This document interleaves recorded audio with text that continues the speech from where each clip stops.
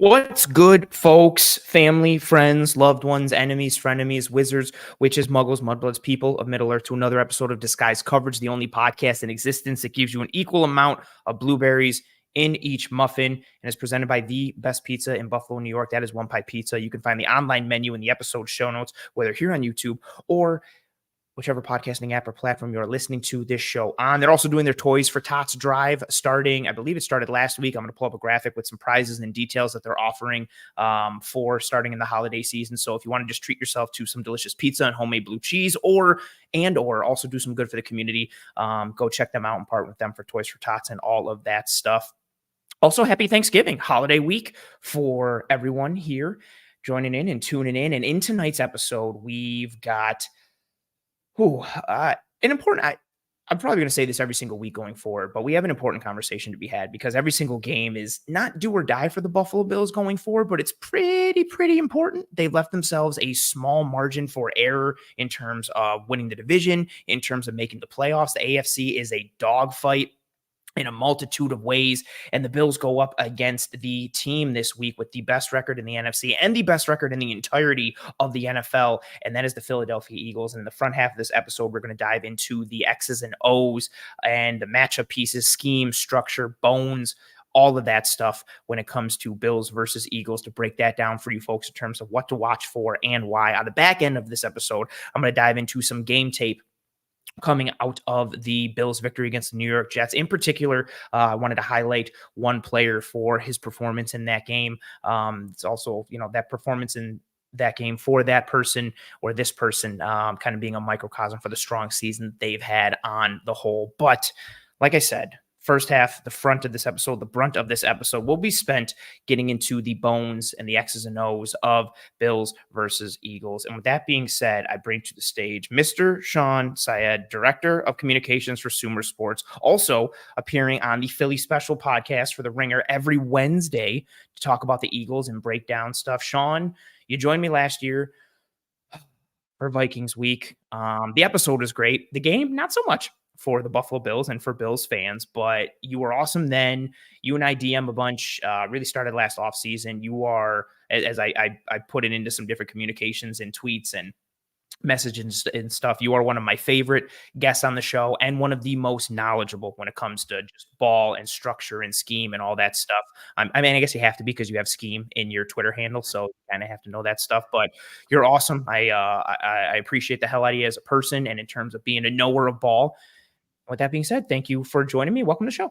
And appreciate that so much. Thank you. Thank you, everyone. I do. Yeah. Let's remember that last time we got to talk into microphones together before that Vikings Bills game last year. I feel like we both aged during that game at different rates. And really since then, it feels like it's been 10 years. And what a roller coaster for all you Bills fans. It's been a really interesting year for the Eagles. And I mean, I'm super excited to talk about this matchup. The Eagles, for those of you that don't know, they're in a really interesting part of their schedule where they just obviously played against the Chiefs. They got the Bills, they got the Niners, they got the Cowboys, and they have the Seahawks. They already played the Cowboys once, already played the Dolphins. So, just the Eagles fan base, Bills fan base. I think that all in all, Sunday on Twitter is going to be a great day, I think, for everyone. Shawn, with you covering the Eagles this year and everything you've done for them, I guess before we get into the bones of this episode and the X's and O's and all that stuff, kind of give everyone your high-level thoughts on what this Eagles team is offensively, defensively, or who they are. Just, because I think from the outside in, for a lot of Bills fans who don't follow this team regularly, they see a team that went to the Super Bowl last year. They see a team that just beat the Chiefs, so they're loving them right now because they beat the Chiefs. But as I mentioned, sitting atop the NFL with the best record in the NFL, and for all intents and purposes, schematically, from a player standpoint as well, in terms of talent, coaching, they seem to be a team that has it all. What are your thoughts on this Eagles team as they sit here, at 9-1, getting ready to play the Bills? Yeah, the Eagles are so interesting every week, and they just have the ability to win in so many different ways. So sometimes it's, AJ Brown is going to go 5 games in a row where he gets 125 to 150 yards. There's going to be games where Jalen Hurts can't really move around and has to check down that ball kind of often. There are times where the defense is able to carry it, whether it's early in the season where you get some of those turnovers that are able to swing things. And then there's the game against the Vikings earlier this year where you really lean on the run game. So to me, I think it's a really good example of a team that whatever you're able to present on the other side, the offense is going to try and find a way to answer that. And then really that defense is kind of brought forward by that defensive line. I think that the offense right now, it's such a threes and layups offense. And, it feels like maybe you look at the Bills kind of like that, where Eagles right now, they know on the outside that they are better than you. Between AJ Brown and DeVonta Smith, it is going to be rare that they go into a matchup feeling uncomfortable with who is on the opposite side. So how much they can do, in that structure when you're on a defensive end and you're rotating things towards one player, that other player is able to make plays off of that. And then in the run game, they had their right guard out for a little bit. Cam Jurgens is back now, played well this week against the Chiefs. They're getting diverse there, but Jalen Hurts is banged up. His right knee, or I forget, I think it might be his left knee. He has a knee that is injured, and it really has limited his mobility. It's limited his impact in the run game a little bit. So, their offense is not perfect right now. Their defense is to me is like the favorite child, because no matter what they do, kind of good or bad, I just love it. So Shawn Desai, their defensive coordinator, comes from that Fangio tree. Of course, with that defense, it's kind of rotational based, whether you're rotating to a receiver, you're rotating away from the passing train, blah, blah, blah. But they're one of the few teams that they'll play really every coverage at 10% clips. So you're going to see so many different things. And the Chiefs game was an awesome example where they're doubling Kelsey. They're running a ton of cover zero that they haven't done all throughout the year, but they are so much built front to back, where if you're able to kind of mess with that pass rush a little bit, the Eagles have had so many injuries in the secondary. Their linebackers aren't their best players on their team. They can be attacked on the defensive end in a lot of ways that I know that you hope that the Bills are able to do in this matchup.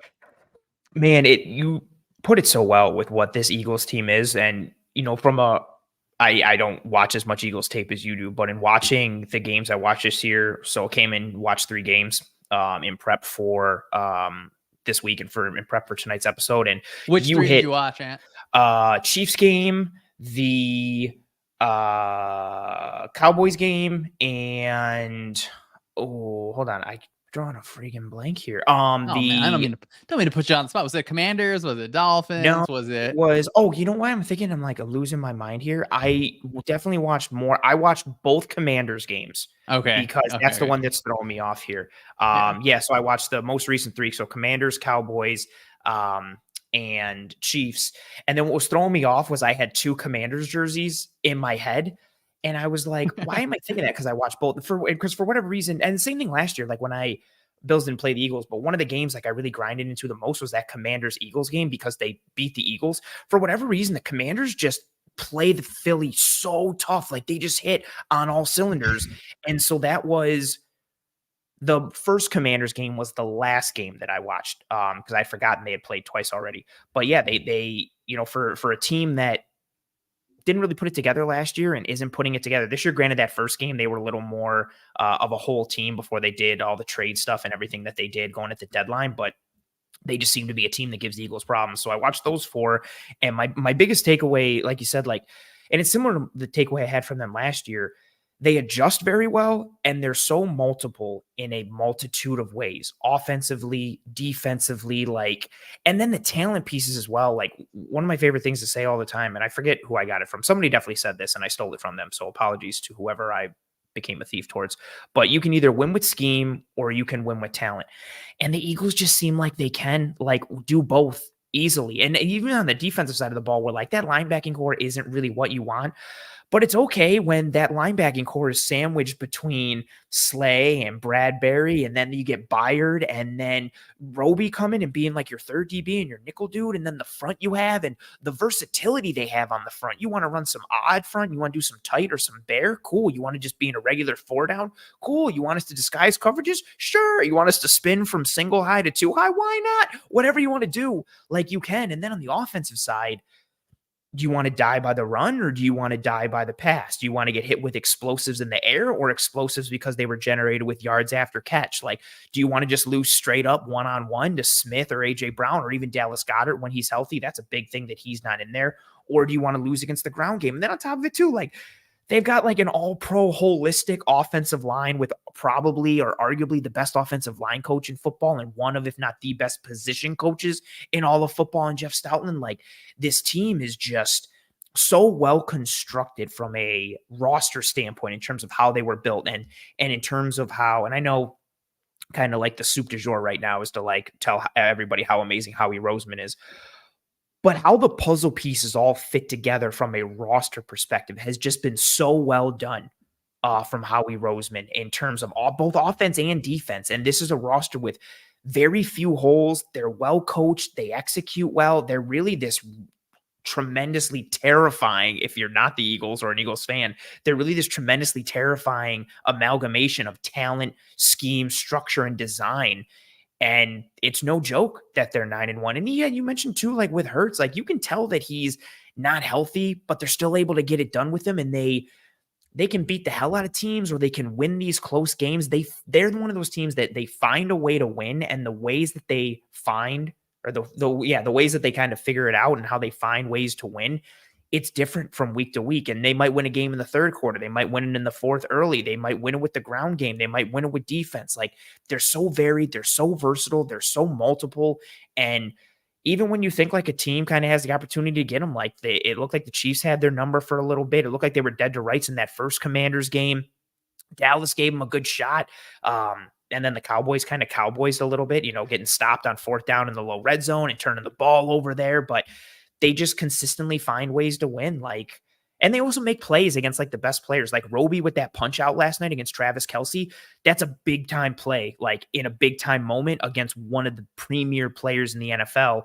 And Roby just pinpoint peanut punches. Like, they just, man, like, I enjoy this team a lot schematically. Like, just watching them on tape, they're a really fun watch. And even if you're just watching from a broadcast perspective, they do so many things well. Yeah, I think that's all so true. The ability to do different things constantly. And I like that you mentioned, obviously everyone loves kind of talking about Howie Roseman. I do think when you're a team at the ownership and general manager level, that I think Howie Roseman feels pretty comfortable about his job security. So when you have that, it's like, sometimes it's hard for us to step back and think like there are conflicting incentives between a head coach and a general manager. A general manager usually is like, okay, their lifespan is usually 3 years in the NFL per GM. It's like 3.5 or something like that. And they're trying to build a roster over multiple years. And a head coach is like, if we don't win the day tomorrow, like the whole entire thing can fall down. So it's so hard for coaches and general managers. And I'm glad that we get to talk Bills because, obviously you guys have that offensive coordinator change. I think, whatever you think about it, one way or the other. The Eagles went through the offensive coordinator change where obviously last year Shane Steichen leaves. Now they have Brian Johnson in there. And I see from Eagles fans constantly, concerns about the offensive coordinator. I feel like, the eyes will turn that way when you are a team with so much talent and it feels like things aren't working out all the same. So I know when we get to kind of our three things are maybe our main matchups to talk about, I'm sure we'll get into that. But and I feel bad that the Bills have lost some of the games that they've lost. I always have my heart out for you, but just like the Bills are, like, they just have full Death Star potential, and not a lot of teams have that. So it's hard. Like, Justin Herbert has that as an example, right? And then you watch the Chargers kind of lose games that make you feel like, man, like why can't we just get a great season out of him? But even with the Bills, where they, I think, like in 8th right now overall in the AFC seedings, obviously the Bengals, like, they kind of fall out. How many games are the Browns going to keep winning? So, I hope we get to have this conversation again in February. We're talking about the Bills and Eagles going to Vegas, and not even just like blowing smoke. Like, I'm watching the last Bills game. It, however much is different from the offense, I think maybe not that much, everyone, but like, there's just so clearly so much there, and it stinks to talk about potential because, right, potential just means you haven't accomplished it yet or whatever. But yeah, like, the Bills team is really good. It stinks that there's injuries on the defense, but the offense has the ability to, like, absolutely blow out the Eagles. I think the ability to, not that it'll happen. Yes, it's there. Yes. The ability to, that potential is there. You'd have that if you have like some kind of like charter graph, and like the X and the Y, and like one is like what actually happened and one is the potential. Like, they're super far, like almost off the chart on that potential piece. And it's just been, and I hate using these words because I feel like it's a cop out at times, but they've just been so unlucky and so snake bit when it's come to a multitude of things offensively and defensively, from injuries to turnovers to drops. Just the amount of untimely errors and unforced errors when they come in terms of the game, where they come in terms of on the field, and just how it's derailed them.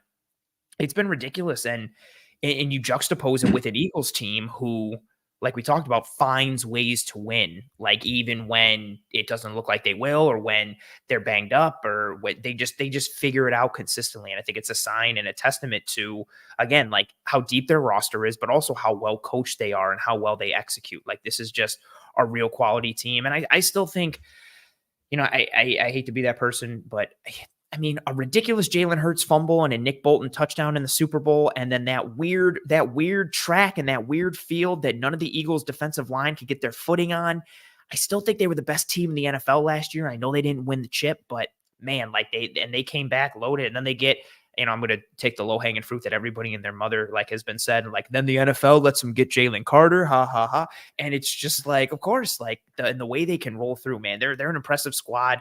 I also think they're wearing the Kelly Green uniforms this weekend, which is one of the best uniforms in the NFL. Like them, the Creamsicle Buccaneers, the Oilers going back to the Houston Oilers days, the Seattle Seahawks going, it makes me even more upset that the Bills haven't brought back some kind of version of the 90s Bills uniforms just for 1 or 2 games. That's a whole nother conversation. But Shawn, you mentioned it, you alluded to it. Our matchup pieces as we go inside Bills versus Eagles. Let us start to go into that piece. So for those who don't know, myself and Shawn, we each have our top 3 matchup pieces that will decide Bills versus Eagles. It could be as large scale or as granular as each of us want. It could be, just, this side of the ball versus that side of the ball. It could be player specific. It could be a specific route concept, a play design, alignment, personnel grouping, anything and everything, completely up to Shawn and myself. Neither of us know each other's answers, so we're going into this completely blind. We could have the exact same answers. We could be completely different. No one knows, and the chaos is what makes everything so fun and so enjoyable, in addition to the analysis. So, Shawn, you are the guest. I don't know if you have them ranked 1 to 3 or 3 to 1, or they're all equal. Whatever you want to start with, the floor is yours. Godspeed. And I'm glad you kind of queued me up there with chaos, because we have our Professor Chaos. My number one thing is Josh Allen versus Josh Allen. That is really the most important matchup to me. I think it's almost every week for the Bills. Like, that's I've done that so many times this week. Or this year. I like, one of my matchups is always like Josh Allen versus himself. And so, okay, in like, why would that be the top thing? Like, it's important. Like, that is one recognition that Josh Allen can hit throws that no one else in the NFL can. Absolutely no one else in the NFL can. And then like, you see that awesome throw where Sauce Gardner's like a little bit off. They're running that trips concept where I think it was Shakir, right, has that long touchdown. Like, there are not 10 quarterbacks in the NFL that I feel confident make that throw. Like, you can't get to some of those throws without having some balls that like may end up in the other team's hands. So I'm glad you mentioned kind of turnover luck and things like that. Whenever I think of turnovers, I always try to think, like, is this fundamental to this player? So Jalen Hurts had some just like really weird, like funky interceptions, where he had 2 earlier this season that were just bad, and he would tell you that they were awful. And then, one hits like a tight end's hand, bounces off a defensive end's helmet, and lands in the defensive end. So those are turnovers where, all right, that's not going to kind of track you week to week. I think that part of Josh Allen's game is not like risky throws, but the way that how early you have to throw a ball for some of those vertical routes, like that kind of interception against the Bengals was one example where, you're probably not going to want him to throw that ball, but I'm telling you, there's times where he can squeeze that ball in there. And so even against like the interceptions against the Jets in the first game, those were certainly less than ideal. And they had one, I think, against the Jets this week where, that's not the throw I think you would love for him to take. I did like, even if I personally don't feel like, you switch offensive coordinators, you're not going to undo the whole entire structure of your offense. It felt like there were more times, and definitely, Ant, tell me if I'm wrong, where they seem to like they're scheming things for their running back, which that like artificially deflates your average depth of target. And I think that's kind of smart. Like, you're not letting Allen throw that deep ball, but hey, we're scheming just a running back open in the flat, whether it was, I think it was that Tyler Johnson one, or obviously that awesome one where I think it was James Cook, where he comes from one side of the formation going over to the trips. Like, that is a smart thing as an offense to say, we're going to limit it a little bit, but like, you can't stop Josh from being Josh. And I don't think you should. So that's something that I think it's easy for me to say, just like I'm not a Bills fan. I don't have to deal with the ups and downs of it. I just get to watch and be like, oh, that throw was sick. I want to see Yeah. more of those. So I feel like interceptions as a whole is like a conversation maybe like we just have to have where like Hurts is another example where he's gonna take those vertical shots Hmm. because you should when you have AJ Brown down there. It doesn't make sense not to. When you're Josh Allen, you're able to make some of those throws. I do think you could tune the machine just a little bit better, but finding the balance between I'm throwing this fireball in there and hey, I need to eat this one. Let me get it kind of comfortably to my running back. That I think is like whatever guest you have on, I think they should probably lead with well, Josh Allen versus Josh Allen decides it. Because in reality, like it's not that the game is just the Eagles to win. Like it kind of is like what percentile of Josh Allen are you getting? And then kind of everything falls into place after that.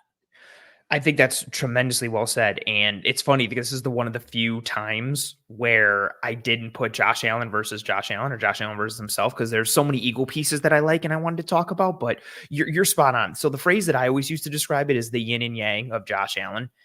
And I think as he's played this year, I hate comps, but the Brett Favre comp has just been so spot on where Allen makes these throws and makes you go, wow. And then he makes a throw that makes you go, oh, wow. Like you're just like, that's horrible. And, you using the example from that Bengals game, it's so perfect. Like Bengals run cover 2, basic, like kind of smash concept almost, but Diggs runs that out from the inside in the slot.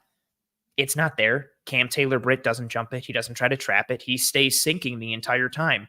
It's a bad decision from Allen. That throw is not there. But also, if he puts it up the field a little bit more and more towards the sideline, he can make that whole shot, and he has. But that's the yin and yang of Josh Allen. Like, he makes decisions that even when they go right, they are not the smart or prudent decision, but he pulls rabbits out of his hat and he makes the plays. Another good example, but it worked positively last year, the Saturday night game in Buffalo against the Miami Dolphins.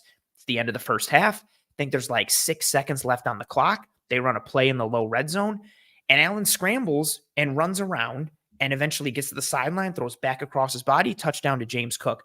That decision was horrible. Like the odds of you making that play are very, very, very small. Now you made it and you got a touchdown. Awesome. But you easily could have ended up with no points, and you also cost yourself an opportunity at a field goal. But that doesn't get looked at. You just see, oh my God, what an amazing play by Josh Allen. And I don't know which is the positive and the negative in yin and yang, but which I will say yang is the negative one. There's been more yang this year for Josh Allen in terms of the decision-making, ball placement, the inaccuracy at times. But then he just has that ability to uncork some beautiful throws. You mentioned like the Shakir one against Sauce there. He's that deep third player on that side. And Allen just rifles it in there and makes throws with trajectory and velocity that not many quarterbacks really can make in anywhere in the world, especially just like where he is now. And that's just kind of where they've been this year, a bit too much at times. And it really comes down to, him versus himself. And the thing I think always gets me too is when he makes mistakes, especially early, this is also part of the yin and yang of Josh Allen. He wants everything at all times. Like the thing that makes him want to run through a linebacker or hurdle somebody is the same thing that makes him, I'm going to throw this ball into this really tight window that I probably shouldn't throw. And it got picked. He wants blood at all times. If he can get 13 yards on a run, he wants all 13. He's not happy if he gets 12. He wants to max out every single time. And when he makes an error and a mistake, instead of coming back out and being like, all right, let me reset, let's get after it. No, he breaks the dial and turns it past 10, and he wants to go for blood even more. He wants to max out and also make up for that mistake. So if he throws an interception early or he turns the ball over, he has a poor decision, there is that potential or that capacity to have some of those kind of snowballing errors. And against a defense like this in Philadelphia that is capable of putting you in a bad headspace and stressing you out with pressure and stressing you out with coverage, I think that's a tremendous matchup piece, because if you get on Allen early and kind of make him have to play against himself, it's something that can favor you a little bit. I do think for the Bills as compared to the Chiefs, like are on Monday night, was it Monday night? Oh my gosh. Yeah. So something that I think the Eagles had the advantage of was Patrick Mahomes and the Chiefs receivers are clearly not on the same page as routes kind of get deeper down the field. So you really, as a quarterback and a receiver, have to see the defense in the same way, because where your angle of departure on your route break is going to be a problem because quarterback's kind of thrown to a spot a lot of the time. So you need to be where they expect.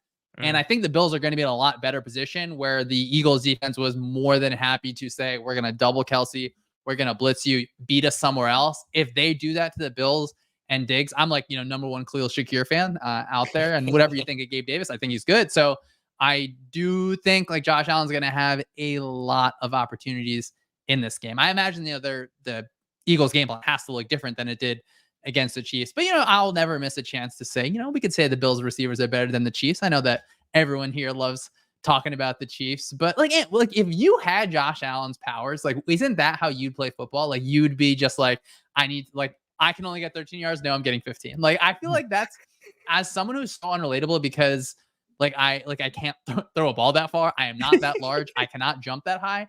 It's like the most human thing to me. I don't know, you could disagree, but like, if you're that talented, like, I just get it. Like, it makes sense to me. And I like that, the yin yang I think is the perfect example. I know you've used that before. I think it's smart. Like, I think of the Justin Herbert comp. Like, you can't get the highest level positives without dealing with a little bit of the negatives. But yeah, I would agree with you. Let's kind of turn that dial just a little bit. I think it'll be fun overall to see. Hopefully you beat the Jets. Let's get on the hot streak and you guys get rolling. Yeah, and I think that's a fair point too about like someone be like, "Hey man, you got to read this out and take the check down," and he's like, "Well, I can throw a ball through like a brick wall, so I'm just gonna keep on doing that." Like, it's like, okay, well, all right, that's understandable. Like, that's pretty sweet. I wanted to shout out Carl in the comments who said yin is the passive negative force and yang is the active positive force. So I just guessed. I said yang was the negative. I was wrong. I wanted to. Okay, but what if you have an active negative force? Because sometimes it feels like there's like an active negative on one of Josh Allen's. Can we change this to just the yin and yang pod? That. Yeah, let's just change this to a whole philosophical discussion about like forces and vibes and energy. I like that a lot. Okay, so I have two Bills offense related points. I don't know which I want to go. I'm gonna go with this. I keep everything equal. I'm gonna go with this one because I feel like it piggybacks on part of what you mentioned in your first piece. So my first point that I'm going to mention here is the Buffalo Bills non-Josh Allen run game versus the Philadelphia Eagles run defense. So to break into that, some numbers. Eagles run defense, 5th in DVOA, 8th lowest EPA per attempt, 5th lowest yards per attempt, lowest yards per game allowed. That's also influenced by game script, so don't think it's the end all be all, but it's still worth noting. 7th highest yards after contact per attempt, 17th in stuff percentage, which is the amount of runs that go for 0 or less yardage, 18th in broken tackles plus missed tackles per carry. Now, that's the Eagles run defense in a nutshell from a metric standpoint. We'll get into some other pieces, but the Bills run game from a running back standpoint only is an aspect of this team that I do not think gets talked about enough from a national standpoint. It was one of my biggest gripes with Ken Dorsey, and I don't think it was talked about him enough. He was very inconsistent in committing to the running game and using it with regularity. And I thought that down the back end of 2022, and I thought this year it was a similar story. That Giants game, I think, is a really good microcosm of it. They pivoted to the run game in the second half, 2, 7, 8+ minute drives, double-digit plays, ran it down the Giants' throat, changed the, complexion of that game due to the run game. I felt like that was a pivot they could have hit early in the second quarter when things weren't clicking with the passing offense. They were kind of struggling a little bit and stuck in the mud and spinning their tires. But this Bills run game has been real quality. So just from, a holistic running back carries perspective only, the Bills run game is 4th in EPA per attempt. They're one of only 5 teams with an EPA per attempt in the positive. They have the lowest percent of runs where they get hit at the line of scrimmage at 32%. They have the lowest stuff percentage at 12.4%. They're 1st in first down percentage, and they're 5th in yards per attempt. And then if you break it into James Cook and Latavius Murray, who have been the 2 main ball carriers for this team this year, although, Joe Brady seems to like Ty Johnson to some degree. We'll see what he continues to look like. James Cook and Latavius Murray amongst the 59 running backs that have at least 40 carries this year. James Cook is 12th in EPA per attempt, 12th in total EPA, 8th in positive play percentage, 7th in yards per attempt, 3rd lowest hit at the line of scrimmage percentage, 5th lowest stuff percentage, 8th in yards after contact per attempt. Latavius Murray, 9th in EPA per attempt, 10th in EPA, 6th in positive play percentage, 31st in yards per attempt, 4th lowest hit at the line percentage, lowest stuff percentage, and 45th in yards after contact per attempt. He's been more of that hammer. But you look at those metrics, and especially the two, you see what Cook has done, you see what Murray has done. The two that I really want to drive home for this team as a whole and for their running backs, the lowest percentage of runs where the running backs get hit at the line of scrimmage and the lowest stuff percentage, which again are those carries that result in 0 or fewer yards. That isn't necessarily due to the running backs. That's due to the offensive line, creating displacement, creating space, allowing these running backs, the opportunity to work, whether you want to go with creating alleys or creating runways for them. The Bills' running back game, from a running back carrier's perspective only, has been strong for them this year. They can lean into gap scheme runs like tackle wrap or dart duo. They have some GH counter that'll get sprinkled in every now and again, but when they're going gap, it's really tackle wrap and dart and duo, or they can lean zone. In particular, they'll go mid zone and outside zone. Mid zone is really their bread and butter. They'll run it weak. They'll run it strong, especially when, they go 12 personnel and increase that, that surface count for them on the offensive line there with the tight ends.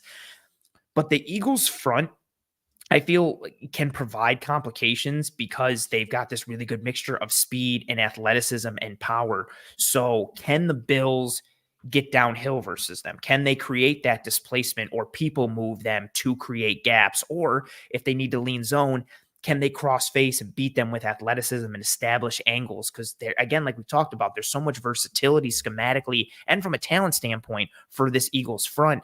And this Bills run game helps the offense in a vacuum, like just in and of itself, because it moves the ball and helps put points on the board.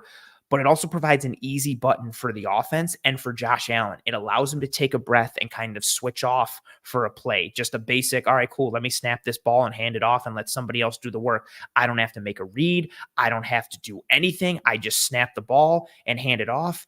Although sometimes that can be problematic if I, tie it back to the Vikings game last year. We fumbled on the goal line, but that's a conversation for another time. And also playing a role into this is something you mentioned with your first point. Joe Brady, going back to his time at LSU when he was the passing game coordinator and wide receivers coach, he is very adept at getting the running backs involved in the passing game from a primary option standpoint or as part of the natural progression, not just like as a check down or as an outlet. He did it in Carolina, and someone might say like, oh, well, yeah, Christian McCaffrey. McCaffrey was on IR and banged up for the heavy majority of 2020 and 2021. He was doing this with like Chuba Hubbard and Mike Davis. Like Mike Davis was super fantasy relevant in 2020 and 2021 because of Joe Brady.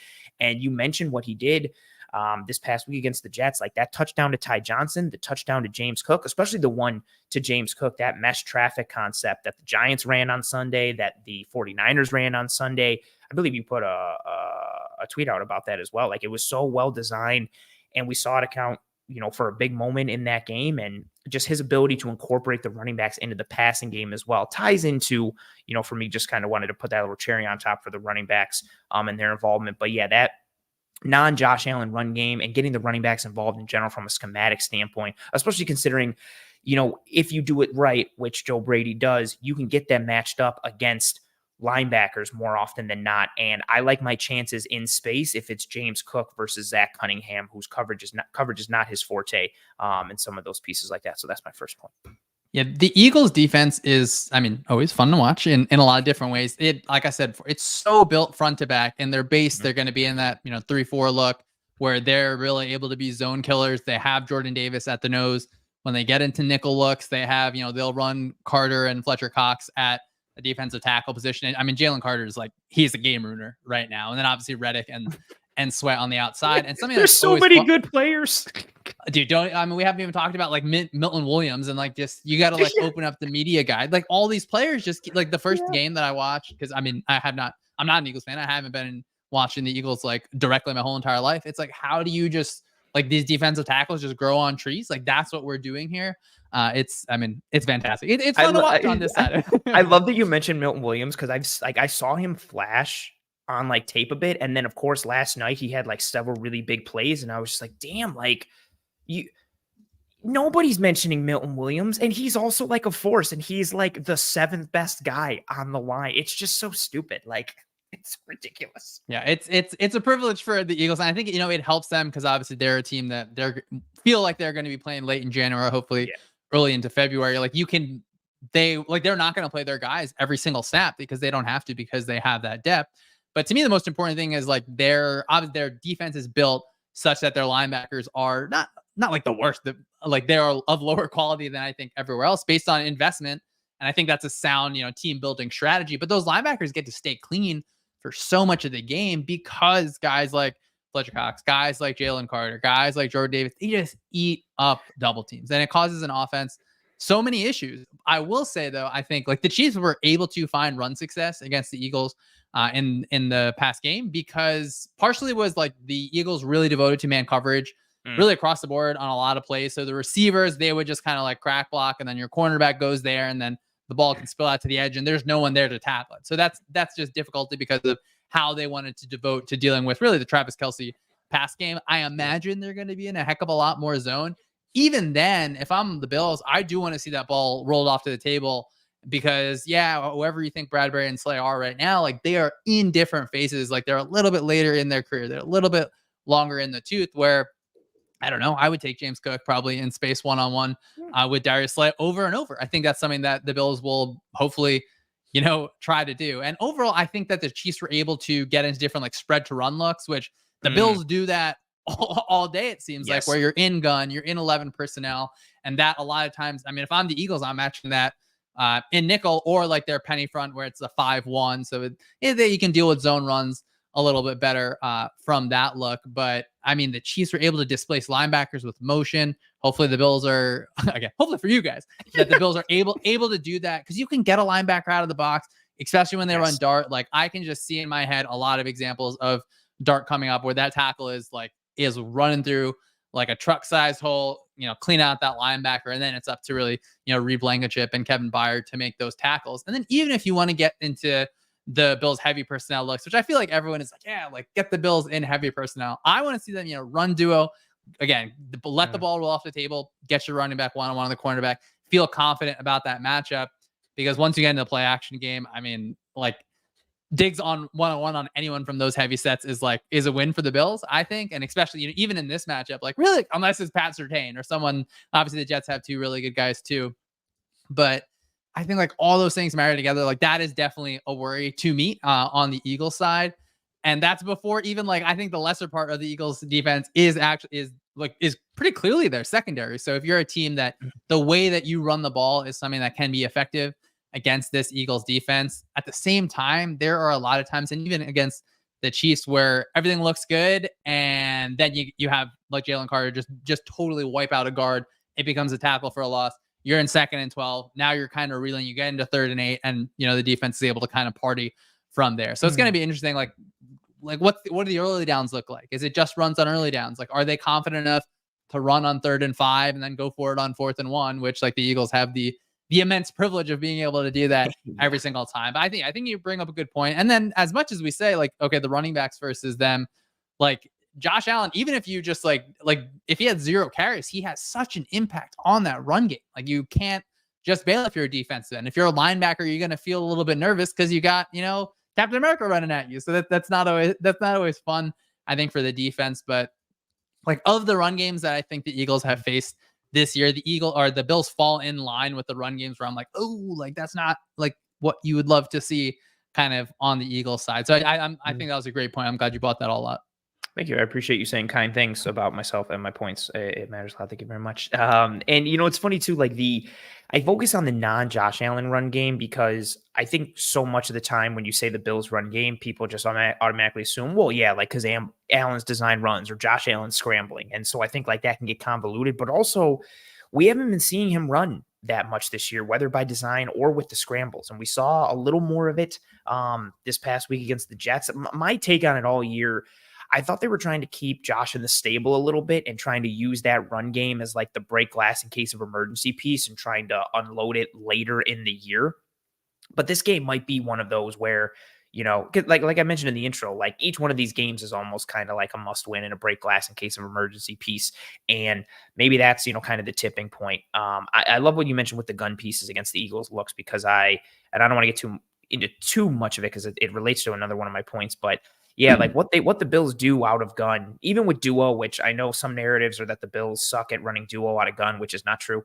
But when they run that tackle, wrap, and dart play out of gun. Like it just works for him. And then the Jets started snuffing it out. And so they would overcommit to that front side where Deion Dawkins was pulling and CJ Mosley is crashing and just there's everybody squeezing the front side and then they're working through the backside. They got the Bills really good, like adjusting to it like that. And then the Bills did it again. The Jets adjusted. Cook stayed patient and he cut it all the way back to the left side to like the opposite side C gap and busted off like a 15-yard run. So they've got that ability to adjust. You mentioned a piece that I do. All right, let me keep it for my next point. I want to keep it in stable. I'm going to keep that point in that. I don't want to give too much away. All right, so we've each gone through our first points. I'm really enjoying this conversation. I hope you are as well. What do you got for your next point? All right, so my next one is going to I feel like, I keep thinking about Bills offense versus Eagles defense. Maybe, we'll obviously both of us will watch both sides of the film, but maybe just like more questions. Kind of that's where you think the schematic fun will happen. But to me, it's like Khalil Shakir versus Bradley Roby or insert whatever slot defender you have there. I think I've been looking at like the snap counts for Khalil Shakir. I don't think he's like he's not out snapping Gabe Davis yet. Is that is correct? He's been getting more burn. But so he's building up. You get to see those big highs, like 4 receptions for 100 yards. Yeah. The Eagles in the secondary have been so banged up. They have had, I think, at least like 5 different guys in the slot from Avonte Maddox, their starter. They try and get like Sidney Brown, another guy in there. They try and, now you have a free agent. Like if your defense is built around, like 31-year-old free agents, that's like not always what you want and what you love. And also just like a commentary on the nickel position in general. It's just too hard. It's way too hard. There's like a lot of position. I think linebackers like this too, but if you're a nickel cornerback, the receiver has a two-way go. They can go vertical past you. Then sometimes you got to fit in the run game. It's just too hard. I love that you say that. Like nickel corners or slot corners, however you want to label them, apex defenders, whatever have you, arguably have like the hardest position ever, like week in and week out on the defensive side of the ball, exactly for that point. Like, and then not to mention too, the skill sets and frames you're covering. Sometimes it's a pure slot receiver. Sometimes it's the number 1 who's in the slot. Sometimes it's a tight end. And then, you have to fit against the run in a multitude of ways. Like there is so much that is asked of you and you are set up for failure at almost every turn. Yeah, they're like a cornerback in general I think is really difficult. I do think the Eagles, they are going to do, I would guess just based on, I thought they played the Dolphins really well. I think they played Justin Jefferson positionally fairly well, but Jefferson was able to eat in different ways, even when he was covered. I think Sean Desai, the Eagles defensive coordinator, is going to have at least a good plan in place, depends on the execution, for Steph Diggs. I feel fairly confident based on what we've seen through 11 weeks of the season, that this is a defensive coordinator. He's not too proud. He's not going to put players on islands. He's not going to undress them. He's not going to make their life harder than it needs to be, especially when Diggs is just he's one of a handful of receivers that you don't want to have to face. Yeah. So that's where it feels like yesterday we see that big drop where it's like MBS, that's a touchdown, right? From Patrick Mahomes, Patrick Mahomes hands it to him, right? So those are situations where, to me, the defense is rotated in a specific way to make sure you double team Travis Kelce. Now you're going to vacate. And I think on that play, they had their safety kind of spy-ish on Mahomes. And you can see in my mind, all those things happening against Josh Allen. You want to double a receiver. You want to have a fast guy spying. You don't want to spy with your inside defensive tackle because Allen is a real athlete. And that leaves your nickel on a real island. So I want to see the Bills watch that tape, run that same exact play. Let's see that. But that I think brings it to the other point where the Eagles defense should not, I don't think, treat it like the Chiefs were, because they pressed the Chiefs in such a way that was beat me with your second receiver, beat me with your third receiver. We don't trust your ability to be on the same page down the field. I feel a lot less comfortable with that against the Bills, where you have Allen able to really just pin balls on receivers, where it feels like you're not allowed to drop it because the ball is going to flame through your hands. So you have to stop it out of a safety measure. So I want to see what is it time for us to just keep banging the Khalil Shakir bandwagon? Well, what are your thoughts on Shakir in general and kind of his spot in your guys' offense?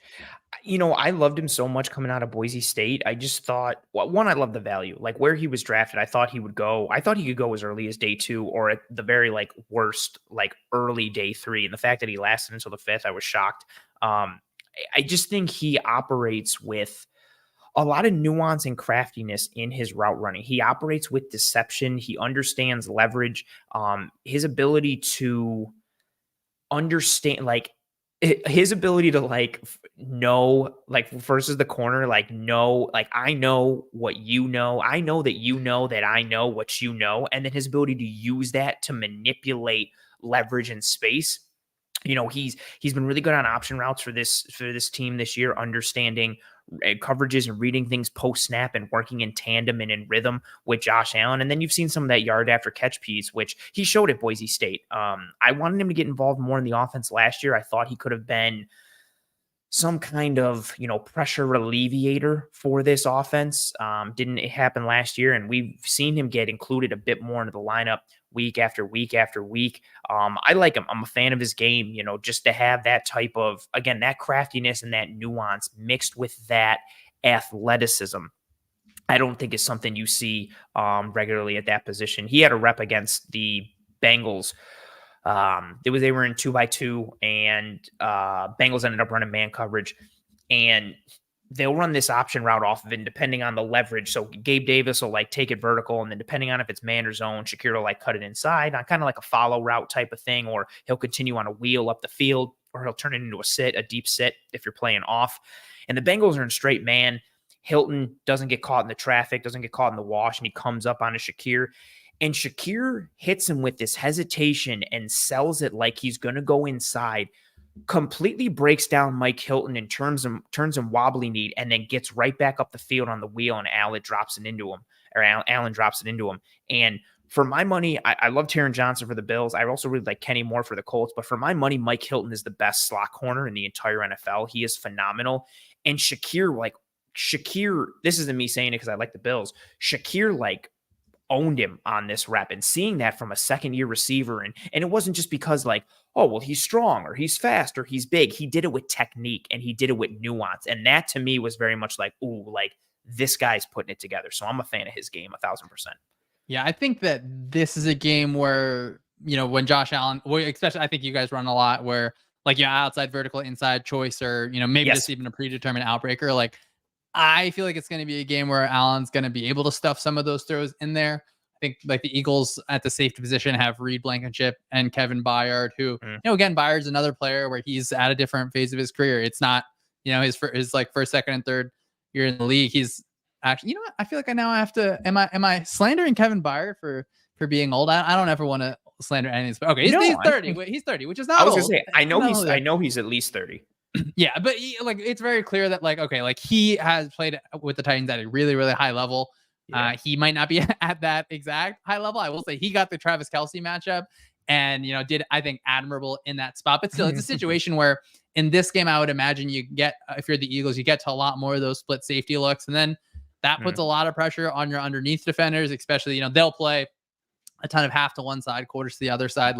That still makes life really hard on your linebackers. So I think that, I love that you mentioned, route nuance. I think sometimes we just look at, all right, and we try not to, but it's all right, well, this player is fast, but how you play and how you get in and out of those cuts is so important. I think that's something that, the Gabe Davis, post is stuck in my head against the Chiefs. It will always be just because of how amazing it is. And you obviously hope that, he's able to just, get to whatever level of production I think Bills fans are really hoping for. But even thinking overall, just the receiver room versus the defensive back room, I think that's such an advantage for the Bills, where the Eagles cornerbacks, they're so married to that rush, that connection of rush and coverage. They, as defensive backs, understand quarterbacks are not really going to have a ton of time there, because more often than not, Reddick's going to get around the edge, or Cox is going to be able to push through the middle and get to the quarterback. So they play aggressive in specific ways where you can absolutely beat them on a double move. We've seen it multiple times this year.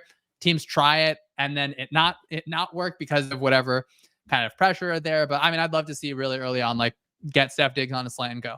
Even taking it away from Khalil Shakir, those defensive backs want to get their hands on the ball, knowing that quarterback's not going to have forever. And then we haven't even started talking about what happens when Josh Allen extends the play. That's when I think Eagles fans collectively are just going to you're going to feel them age. And then you can just suck the life out of looking at financial field when, you can't you just picture Allen rolling out on one of these throws? And I think that Eagles in general, this week against the Chiefs was one of their better weeks in terms of just relating to routes in general. But as those seconds get to 3 seconds, 4 seconds, 5 seconds, especially the Cowboys just really, Dak played really well on the Mhm. move and outside the pocket. Like that is Yeah. something, if you're an Eagles fan, that is not something that you want to see. So, and I think that's yeah, back to Khalil Shakir. I think that's something that he's able to do with Josh Allen as well.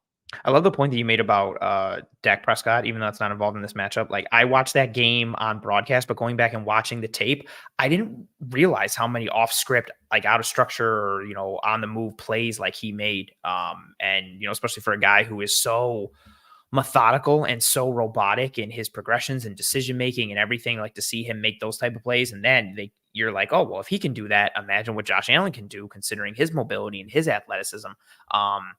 I like that point very much. And it also, Allen has had so much of this offense, not just from an Allen perspective, but like from a concept standpoint, at least under Dorsey, so much of it was from a route distribution standpoint was option based and a lot of half field concepts for Allen. Like, okay, to the left is, your cover 2 beater, to the right is your cover 3 beater, go out, read it, yada, yada.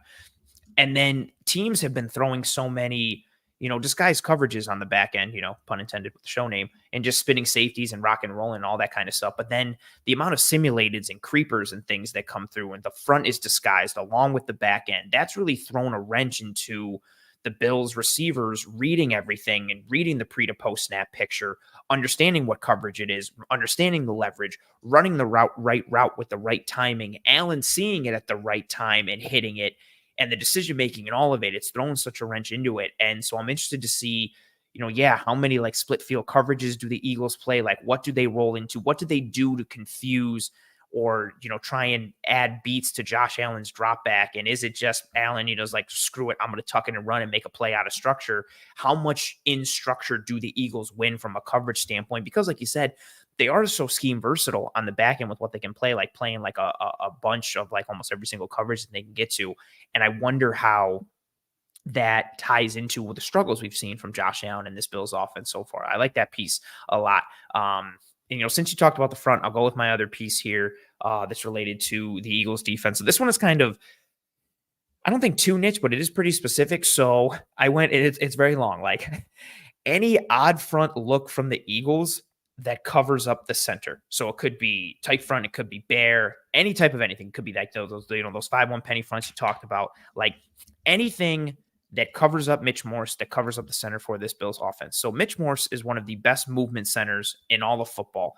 Fold blocks, skip pulls, pop sets, climb into the second level. You get him on the move and or get him in space, and he really shines. He's ironically similar to, Jason Kelce in a lot of ways for the Eagles, who just continues to crush out in space with his movement ability. I think Kelsey's a better center. He's one of the best, honestly, like ever. But Morse really shines in space in a multitude of ways. He's tremendously intelligent, strong at setting protections, IDing fronts, communication, providing support. Where he struggles is against power and against strength, which is something that the Eagles have a multitude of on their interior with Fletcher Cox, with Jalen Carter, with Jordan Davis. And he struggles with power and strength, especially when it comes downhill right at him. And he struggles with it in pass pro and against the run. You can drive him into the lap of the quarterback or create displacement versus the run by putting someone with power or strength head up on him. Or even in 4-down fronts, if you spike at him, you can collapse and cave almost an entire side of the line just by getting at him with that right angle. So if you want to, run some kind of 2-man game and you're cutting inside and you can just get into him with some speed to power, boom, you can drive him and knock him out. Also, by covering up the center, you can kind of dictate protection to the offense and create those kind of man-on-man 5-0 protections from the offensive line. That then stresses the guards by putting them in one-on-one pass protection scenarios. And with the Eagles, ability to rush the passer, that to me is terrifying. And whether you have the guards lined up on the inside against traditional interior players like Jalen Carter or like Fletcher Cox or like Milton Williams, who is a good football player, or if you want to get a little spicy and maybe kick in Hassan Reddick on the inside or kick in Josh Sweat on the inside potentially, they have the ability just from an alignment perspective to cause the Bills problems from a pass protection standpoint and from a run game standpoint just by going into odd front looks, just by covering up the center, especially if you put Jordan Davis there. Like there's so many ways in which they can cause problems. That this also ties into my previous point earlier about the run game. Like you've got Connor McGovern on the left of Mitch Morse. athletic, good on the move, good in space, similar to Mitch Morse a bit. Isn't this big, strong people mover kind of guy. O'Cyrus Torrence kind of had the opposite. Rookie right guard from Florida for the Bills. Big, strong, vice grip hands. He's a people mover. He's been better in space and climbing to the second level this year since he kind of trimmed down coming into camp and playing at a lighter weight than he did at Florida. But you have different skill sets at the right guard position and different play styles at the right guard position versus the left guard position. So also, if you cover up that center and you want to go, again, with those 5-1 fronts, you want to go tight, you got a 4-eye and then a nose and then a 4-eye. You create those opportunities for the guards to falter. Like, is O'Cyrus Torrence quick enough to get across the face? Is Connor McGovern strong enough to pin somebody down and go through? Then that also ties into a point you mentioned earlier where sometimes you could have a really good scheme cooked up and Jalen Carter wrecks it, or Jordan Davis wrecks it, or Fletcher Cox wrecks it. And that's just in regular, at any point that can happen. At the drop of a hat, like, they can beat you with talent. But I think from a schematic standpoint, operating, especially on early downs, going with those looks and dictating protection, even if you want to go with it on third down and just, we're going to go 5 down, we're going to create a 5-0 protection and man on man. And we think our guys are better than your guys in one-on-one scenarios, and we're going to test you and see what can happen. And I worry about that. I worry for the depth of the pocket for the Bills in this game. And if they can control it, that's fantastic. But I think they're going to have to help out up front. And if the Eagles, again, if they just line up somebody with strength and power, which they have a bunch of dudes that can do that, head up on Mitch Morse, it can cause problems in a multitude of ways, let alone the schematic perspective of dictating protection. And then it's just players making plays, like dudes going one-on-one. Do you win your matchup or do you not? And that's a stressful situation to be up against a front like the Eagles, who can consistently rotate dudes in, get pressures. They can potentially game you up. Like, there's a lot of potential there. And so that's my niche kind of matchup piece. And then also tied into that, Hassan Reddick off that right side against Spencer Brown. Much maligned last year and the year before. He's been better at right tackle this year, but just with what Reddick is, like, this combination of speed and bend and athleticism and technique and just what he can bring off the edge. The Bills have given Spencer Brown a bunch of help this year in premium matchups. Like, they provided a lot of chip help against Max Crosby, gave him help against Washington, against Sweat and Chase Young, but mainly against Sweat coming off that side. So do they have to keep in Dalton Kincaid as some chip help? Do they not get as many running backs out into the route distribution because they want to help, or, use a running back as a chipper to help Spencer Brown potentially as well? So that's kind of like my secondary piece within that matchup. But that first piece, is just any type of odd front look, covering up the center. You want to go 5 down, you're going tight, whatever. Like, it can cause a lot of problems schematically for this Bills offense in the pass and in the run. Yeah, I wonder how much the Bills are able to just, like, formation the Eagles out of that, because, or I guess more personnel of them out of it, because I can't see them matching 11 personnel with base. Like, the Bills are not a team that you stay in base to 11 personnel. They're just not. They can pass the ball too well. Their quarterback is too good. Their quarterback is too quick. You don't want, your edge defenders in space on slots, especially when the Bills are able to put Diggs in the slot and move different guys around in those ways. And something, the penny front, for example, that 5-1 look, like, your coverage menu is pretty limited. Like, there's not a ton of coverages that teams are running out of that. And then your defensive end, your edge defender, who, like, obviously Reddick and Sweat, like, those are guys that you want coming after the passer.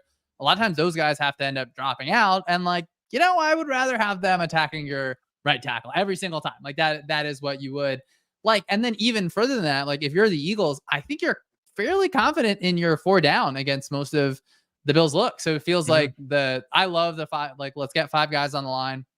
Let's mess you up. Let's stunt you to death. Like, that is something that the Eagles do. That's something they do well.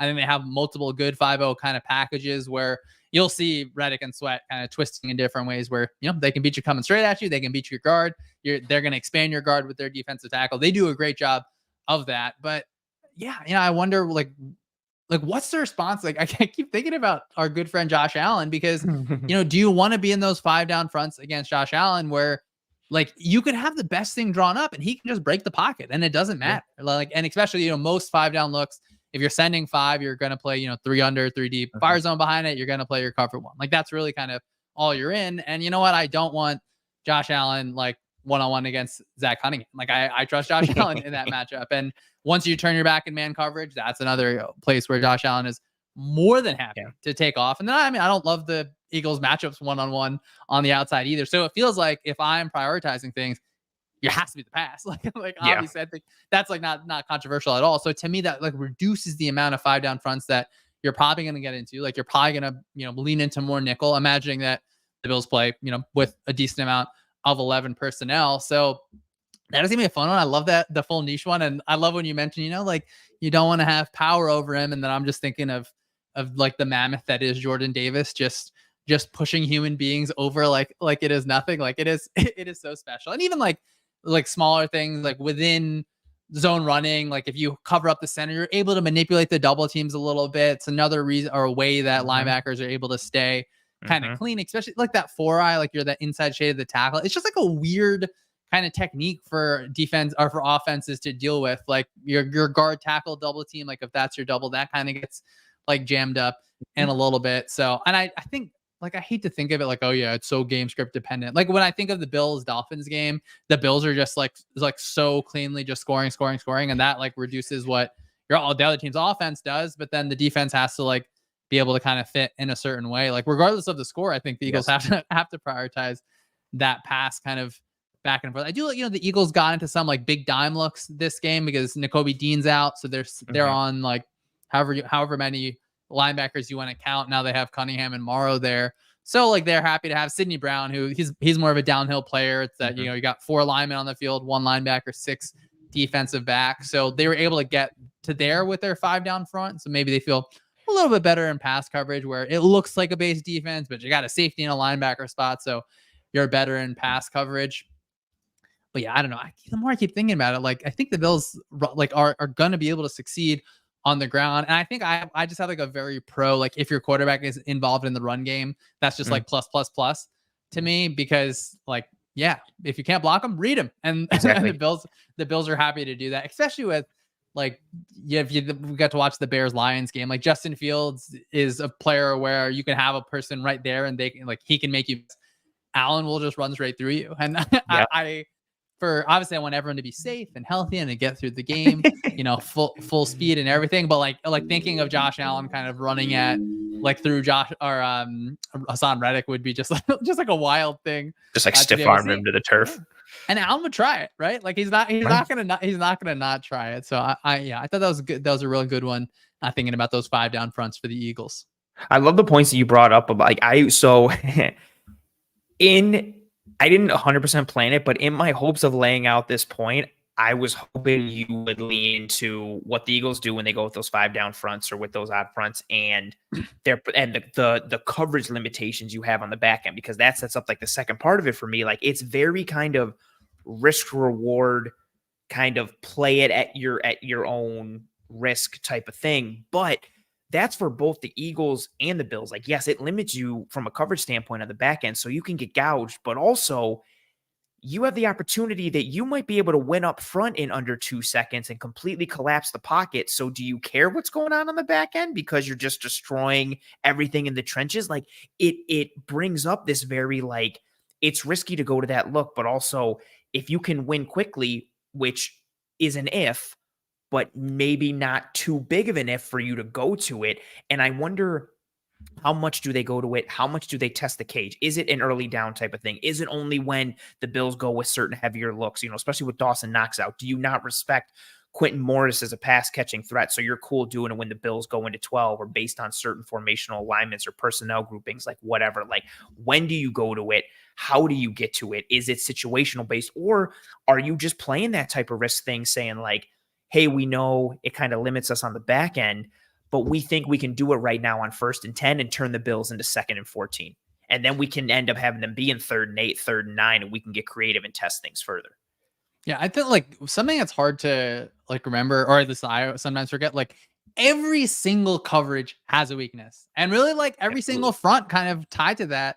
Like there are ways to beat it, or like running the ball is like a resource allocation problem. Like I can put 11 guys on the line and stop your run. Obviously that's not the smartest thing because the offense is allowed to pass the ball too. Against the Chiefs, I was thinking like, all right, well, the Dolphins, they use like just regular TE stunts against the Chiefs, a decent amount of success. I think the Bengals used it like 4 or 5 times, I feel like, against the Bills in their matchup. I wonder, is that something that the Eagles lean into, where I think that they just prefer to have Reddick and Sweat kind of rush straight, where I love that TE stunt because I think it's a way to, like, you're forcing the quarterback to step up into a defensive end that's coming there. So I don't think the Eagles used as much pocket manipulation as maybe I was expecting. I mean, they're able to win the game. Who cares, right? But Yeah. I wonder if, against Allen, who I think it's fair to say is more of a running threat than Mahomes, and Mahomes is able to extend plays fairly consistently, partially because of, I think, issues from the receivers. But like when Allen does it, it feels like, okay, that ball's getting thrown 60 yards down the field, or it's like it's going to become a 20-yard run. Like, turning back time all the way to the Vikings game from last year, I felt like it was so many third downs for Allen. He can just go ahead and just run and pick it up. So I think that that's something that, like, it's going to be morphed differently. And even, like, say the Eagles just sit in zone coverage, like, because they have to, kind of based on that front, if they don't want to play man coverage behind it, like, I mean, Allen's able to beat those guys in space. So it's such a, like, I know both of us love talking about scheme. Like, it comes so much. It comes down to, like, is the player able to make the tackle in the spot? Like, can the Eagles force a fumble against Josh Allen? No, I would obviously love to see that. I think other people listening probably wouldn't want to see that. But that's a situation where the Eagles, like, their turnover luck through the year has been, I think, relatively bad. Like, they're probably going to regress to the mean a little bit on that. And maybe we see a bunch of those on Sunday during the middle of the day. I love the stump piece that you mentioned, especially on the right side. That Cincinnati game is a good example. So Spencer Brown at right tackle, Cyrus Torrance at right guard. They've worked well together from a communication standpoint and effectiveness standpoint, going back to the preseason. But we've seen them really these past several weeks. They've struggled against just basic two-man games, and you nailed it. Like that TE stunt, that tech stunt, however you want to label it, whatever. Like, they can get gamed up to the point where it's not even like, they're vulnerable and the integrity is threatened. It's like, no, somebody is coming clean through that A gap to the right side because Torrance committed too far to the right and he got driven through, and your edge has taken out both of them. Or I'm sorry, that edge is taken, or that tackle's taken him out, and that edge is looping back through and he's completely clean. And tying that in with certain pressures where you can get upfield from the interior and then take your edges and loop them back inside, kind of as like quasi spies a little bit, almost like baiting Josh Allen to be like, hey man, look at the B gap or the A gap. It's wide open. Don't you want to step up into that? And it's like, no, you don't, because we looped Sweat and Reddick back in to kind of bait you into that thing. New England did that a bunch and it worked well. But yeah, that two-man game aspect, especially on the right side, you can win in both ways. You want to put the edge as the spiker, cool. You want to put the tackle as the spiker, cool. You can game up that right side and really stress the efficiency in communication and in execution between Osiris Torrance and Spencer Brown. Ooh, this is I like this conversation. I mean, I knew I would, but this is very good. That was a really good point. That you brought up when we tied it together. All right, your last one, your third one. What do you got? All right, I think we gotta. I feel like we could bring up 6 points where it's Eagles defense. We'll go Eagles offense. I think that got to be spoken about. Like, what is the Bills' plan for AJ Brown first and foremost, and then DeVonta Smith? So just the Bills secondary, really as a whole, really the linebackers, really every single person on the staff. Like, how do you deal with the Eagles receivers? Because there are times when you watch the Eagles offense and, like, it can kind of feel uninspired sometimes. Like, I'm not gonna lie. I think that I'm biased towards teams that do fancy schmancy things, and you do not have to be that. The Eagles are a prime example of that. Like I said, we kind of said at the top, like, AJ Brown is better than your receiver or better than your cornerback. He's going to run a 5 and in, and then he's going to run a vertical. He's probably going to catch both. One of those is going to be a touchdown. And that's just like such an unfortunate truth for defenses. And then whenever teams are really, really devoting resources to him, DeVonta Smith, the last 2 games in a row, he's had 99 yards. So let's get him across the century mark. But he is just such a detailed route runner. So he's like a funny kind of compliment to AJ Brown, where he's also able to make really, really great catches down the field. He had an awesome one against the Cowboys. He had a really nice one in a huge, huge moment against the Chiefs. And like, sometimes it doesn't matter if you bottle up the Eagles on early downs, because Hurts, like, is more than happy to check into vertical routes. He wants to take those shots. Like, that is his attitude consistently. We've seen through the year, like, he will throw the ball into some kind of like 2, maybe even 3 guys, because he trusts his players, where you have AJ Brown making that just nuts catch in the end zone against Kansas City in the Super Bowl last year. So he's confident in that, probably because he should be. So I don't know. Like, I mean, obviously the Bills have like tough injuries at the linebacker and the cornerback spot. I don't think any secondary matches that particularly well with these guys. I will say that, like you mentioned, Dallas Goedert being out is a big deal across the board. He's an incredible or maybe not incredible, but he is a plus run blocker, and he's shown up for the Eagles. But really, like, attacking the middle of the field, he's been able to do that kind of consistently, and he's just like flat out just a top 5 tight end in the league. So having that player be out is a big deal. And then they had another tight end get hurt against the Chiefs. So I mean, I don't know what any defense does against Brown and Smith. I feel like sometimes I would just be like, look, like let's like double both of them, and then like the Chiefs will double. They'll double 2 guys in different ways, but then like the Eagles are more than happy to run the ball for like 15 plays straight. And so it's just such an issue overall. But I mean, I imagine, right, the Bills play like a decent amount of cover 2. You'll see a bunch of that, and not that Hurts has particularly struggled with it, but yeah, just like as a philosophy from a defense, like, let's put a roof over you, make you constantly make the right decision over and over. But that's not going to matter if the Eagles are able to just kind of run inside and attack. But we'll go back to the start there. I'm thinking like AJ Brown, DeVonta Smith versus your cornerback. What is it now? Cornerback 2, cornerback 3, and obviously whoever gets up in the slot there. This is very related, almost very similar to my third point here. I just labeled it, can the Bills defense make the Eagles offense one-dimensional?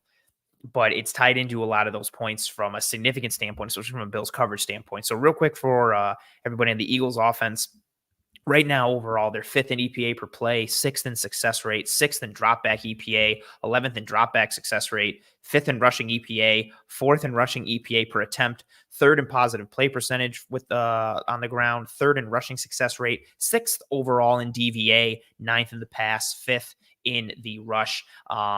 Their percentage of runs hit at the line of scrimmage, they have the 3rd lowest at 35.1%. Again, shout out to that offensive line. And stuff percentage, they have the 4th lowest at 13.9%. They're just like we talked about in the lead into this episode, right?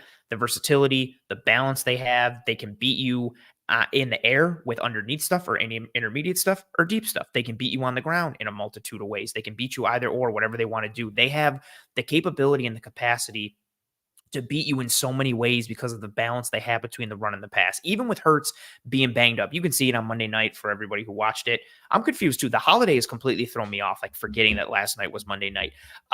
Even with Hurts banged up, he still presented a threat. And there were key moments when they were running that QB draw early on and late in the game to kind of seal things and help things a bit. Like, his scrambling game wasn't necessarily there, but he can still get it going with the design runs. Like, even with Hurts banged up, they still present a threat there. Their pass game, like I said, can beat you vertically. They can beat you underneath. They can generate explosives with downfield shots like the one to DeVonta Smith or some of the – and Hurts just – even when he's having a game where he's kind of scattered and inefficient, you know, I know the DeVonta Smith one maybe like hung up there a little bit and he had to come back for it, but he will unlaunch some of like the prettiest dimes downfield. The one against the Cowboys, I'm thinking to – AJ Brown in that, going from left to right. That was DeVonta Smith. Yeah, DeVonta Smith in the kind of left corner end zone. Yes. But hey, maybe you're thinking about the AJ Brown one-hand catch against the Commanders. Like, how do they keep doing it? Like, it doesn't make sense. It doesn't make sense. Yeah. It's not fair. Like, and for them to do that, they can beat you in so many ways. Like, you want to just generate an explosive with like air yards and a downfield shot. Cool. Or just dump it down to DeVonta Smith on a little smoke screen or tunnel screen and let him work. Or AJ Brown, same thing, and run a 5-yard slant and have him turn it into a 30-yard gain. There's so many ways for you to die versus the Eagles offense. And I worry with Daquan Jones being out, you and I were talking about it in the DMs on Sunday, with the injuries that this defense has had, particularly Daquan Jones and Matt Milano. I worry if the Bills can consistently fit the run without bringing a safety down and having to commit more to the box. And, you know, we were talking about it with regards to the Eagles defense with the previous topic, but, you know, at a certain point, defense in football, sometimes it's just math, right? And if you have to commit more to stopping the run, that's less that you can use when it comes to providing against the pass. That's less numbers you have in coverage if you have to commit towards the run. And then there's less games you can play if you have to spin a safety down early or commit that safety to the box. It's just basic, you know, how you fit the run determines the coverages that you can play. And if you're bringing a safety down, you have less coverage responsibility or less coverage possibilities, but then also your corners get put on an island more. Because if you're running single high coverages, cool, you're running cover 3, you're running cover 1. And even though cover 3 is zone, it's still functioning like man to a degree there if you are out there on that island one-on-one. And like you said, you're out there on an island against AJ Brown and against DeVonta Smith, who Smith is a burner, but I love that you mentioned the route running piece. And it was one of the reasons that I thought, despite like the skeletal frame that he had coming out of Bama, the speed combined with the precision, like he was such a good route runner. I felt similarly to him, different level of prospect though, that I did with Tank Dell coming out of Houston this year. Like I know he was small and an outlier, more of an outlier than DeVonta Smith, not even close, but there was so much polish and refinement to his game from a route running standpoint and technicality standpoint. That's what I felt about Smith. And so going up against one of those dudes is one-on-one. And it is a death sentence. Not being able to slow down or stop the run versus Philly is also a death sentence. And that's also why I think Rasul Douglas, who the Bills got from Green Bay, traded a third for him and a fifth. Tremendous value. He has been so strong for the Bills in his short tenure with the team thus far. Former Eagle, also, by the way, before he was in Green Bay.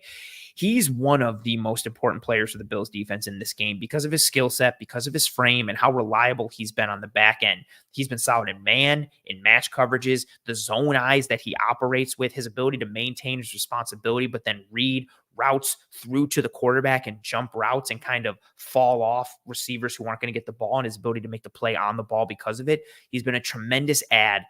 And these Bills corners, I think, are going to get put on islands in this game, especially on early downs, because I think the Bills are going to have to walk a safety down either pre-snap or immediately post-snap in order to fit the run. Like they're just, I don't see them fitting the run consistently with a light box, like with six defenders, or even if that seventh defender is Taron Johnson. Hopefully he's healthy for the Bills, but I just don't see them regularly fitting the run against the Eagles with the run game that they have in terms of the versatility and effectiveness, combined with how strong they are from an execution standpoint, in addition to their skill set and frame up front. I don't see the Bills regularly fitting the run with a light box without giving up like 6 yards a clip. And so they're going to have to spin a safety down. They can try and hide it and do it on the snap, but I think they're going to have to commit early on. And then it puts those corners on those islands in one-on-ones. And then it ties to your point of, all right, cool.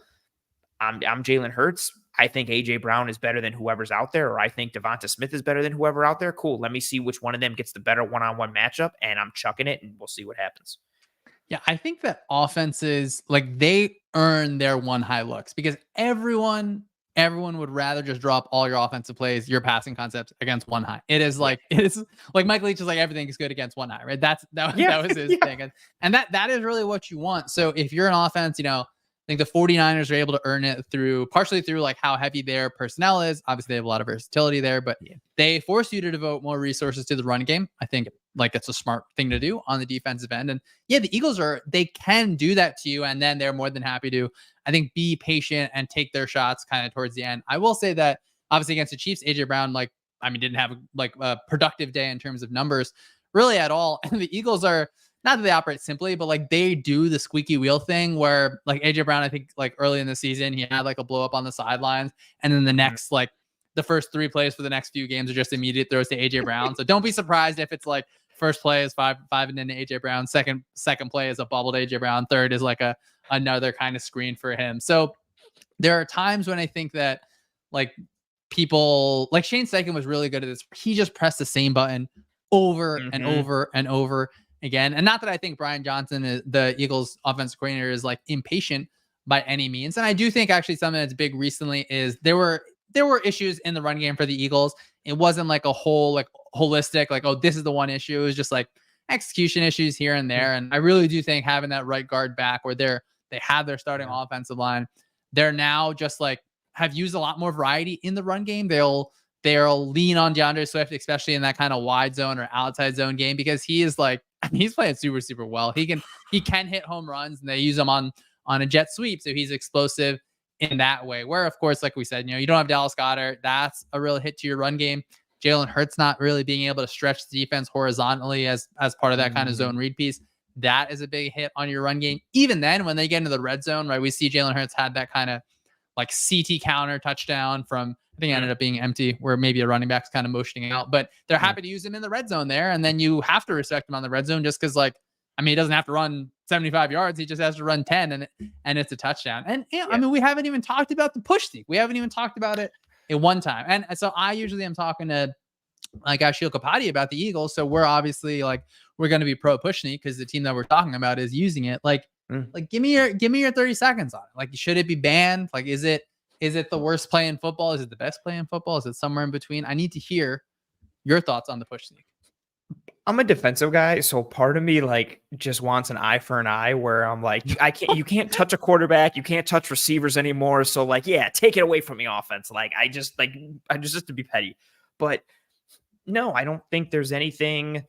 They're able to run it because of the roster that they built, the offensive line they have, the way they're able to execute, and then the size and uniqueness of Jalen Hurts. And there's also a reason, I think, to Sirianni's point, right? Like, if everybody could run it like the Eagles, they would. We've seen teams get stopped with the tush push in college and in the NFL. Like, other teams have gotten stopped. It's not this like indefensible piece. Maybe it is for the Eagles because of what they can do, but I also think some cool stuff has come from it. I like when like, oh, I forget who it was. It was in college like 3 or 4 weeks ago. They lined up for the tush Oregon push. State. Yeah, when they turned it into like the flip to the running back, like going left to right. Yeah, like so I like some of that, like the mind games that exist with it. I'm not for banning it. Also, too, like it's got to be situational. Like I hate to say this as a defensive person, but don't let them get into 3rd and 1 or 4th and 1. Like keep them at a distance so they can't run it like that. But the defensive person in me wants to be super petty and be like, yeah, ban it, and then also like take away illegal contact and let us hit anybody where we want to from now on. But no, I think it's unfortunate that they've gotten so many teams with it. But I also think it's ridiculous that like, oh, this one team runs this thing really, really, really good. So should we ban it? It's just like, what? I'm like, why? Like, stop them or don't let them get into the situation where they can use it, which granted is easier said than done, but no, I'm for it. Like, let it rock.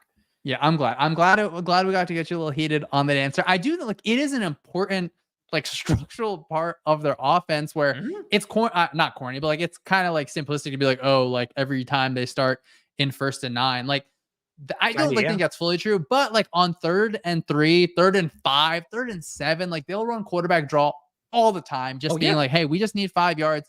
We'll go ahead and run it. And even this year, you see Sirianni has used it like in their own zone, whether it's their own 20, whether it's their own 30. So like that's a play that you will probably see on Sunday, I think, in different ways. But yeah, I'm sure on Sunday I'll hate it. Like I'll be watching and be like, this is the stupidest play. Yeah. This play should be banned. I hate it.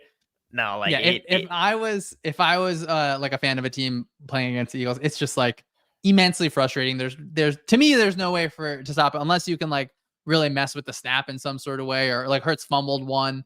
I think he may fumbled 2 actually, or like bobble that snap. Like that's an issue that I don't even know if you can create. But the tush push is always a fun one to talk about. But like I don't know. This is kind of like now we're getting deep into the podcast here. Like, what if you start on 1st and 10 and just run it 4 times? How many first downs do you think like you're able to convert? It's like it's wild that they're not just getting 1 yard. Like I think that they're internal. Like it seems like they limited to it to like, hey, if it's like 1.5 yards, we'll run it. If it's 2, we are not running it, which is weird to me because they're able to get like 3.5 yards on it a lot of the time. So like there was a problem, not a problem, but like against the Chiefs, it was a 3rd and like Sirianni said it looked more like 3rd and 2, like 3rd and 2 plus, but on the TV copy, it was 3rd and 1, and they go like inside run. Chiefs get him for -2. It's 4th and 3. Hey, we're out of the range, and kind of just got to keep it moving. But I think even if you're the Bills, like you can get that pressure from the offensive end, where I think we've talked about it a bunch, where there's going to be a lot of opportunities for the Bills to light up the scoreboard, and then you're getting into situations where the Eagles aren't just like, hey, we're in salt the clock mode. We can kind of like take care of this game through there, because I don't know, like in a perfect world, it feels like this would be kind of who has the ball last match. But this does strike me as a game where probably maybe like less points than we're hoping for. We got the Eagles, like they just played on Monday night on the road. They're traveling all the way back. The Bills are like, I don't know, they're on the emotional roller coaster of being a Buffalo Bill. That can never be easy. Obviously, you got the Kelly green uniforms, like so pretty. And look, why haven't I seen like red Bills helmets? Like what's going on? Because the world is full of fascists. I don't know. It's something I've been clamoring for. Like, and there's a decent sector of the fan base that like, and I like the current Bills uniforms, but there's a lot of fans that are just like, let me get on record into Mike. Let me make sure everyone can hear me. Like, I love the Bills uniforms, but that doesn't. I love the Eagles uniforms. Doesn't mean you can't get Kelly green every once in a while. Like, and I just wanted for 1 or 2 games a year. Like, let's get those red helmets. Let's just get some cool 90s uniforms. But there's a lot of the fan base that like doesn't want it. But they just get caught up in the from a bill standpoint. Like they just get caught up in because you can't have more than one helmet and the rule and all this and that. It's just so annoying. Like especially as I see again, like I mentioned earlier, like all the teams, like the Eagles went to the Kelly Green, and the Tennessee Titans are doing the Houston Oilers uniforms, and the Seahawks are doing the Steve Largent Seahawks. I'm just like, all these amazing uniforms are coming back. Like I was just waiting for the Bills to come back and bring it. Like I want to see it. And even one that I really love, and I don't know how upset everybody in the chat is going to be, when the Dolphins go with like the 80s Dan Marino uniforms with like the original big fat logo with the dolphin on it and like the big thick stripes on the side. Like that uniform is so beautiful. I feel like every team, the NHL does it good. Like they've incorporated so many of the throwbacks into like with regularity.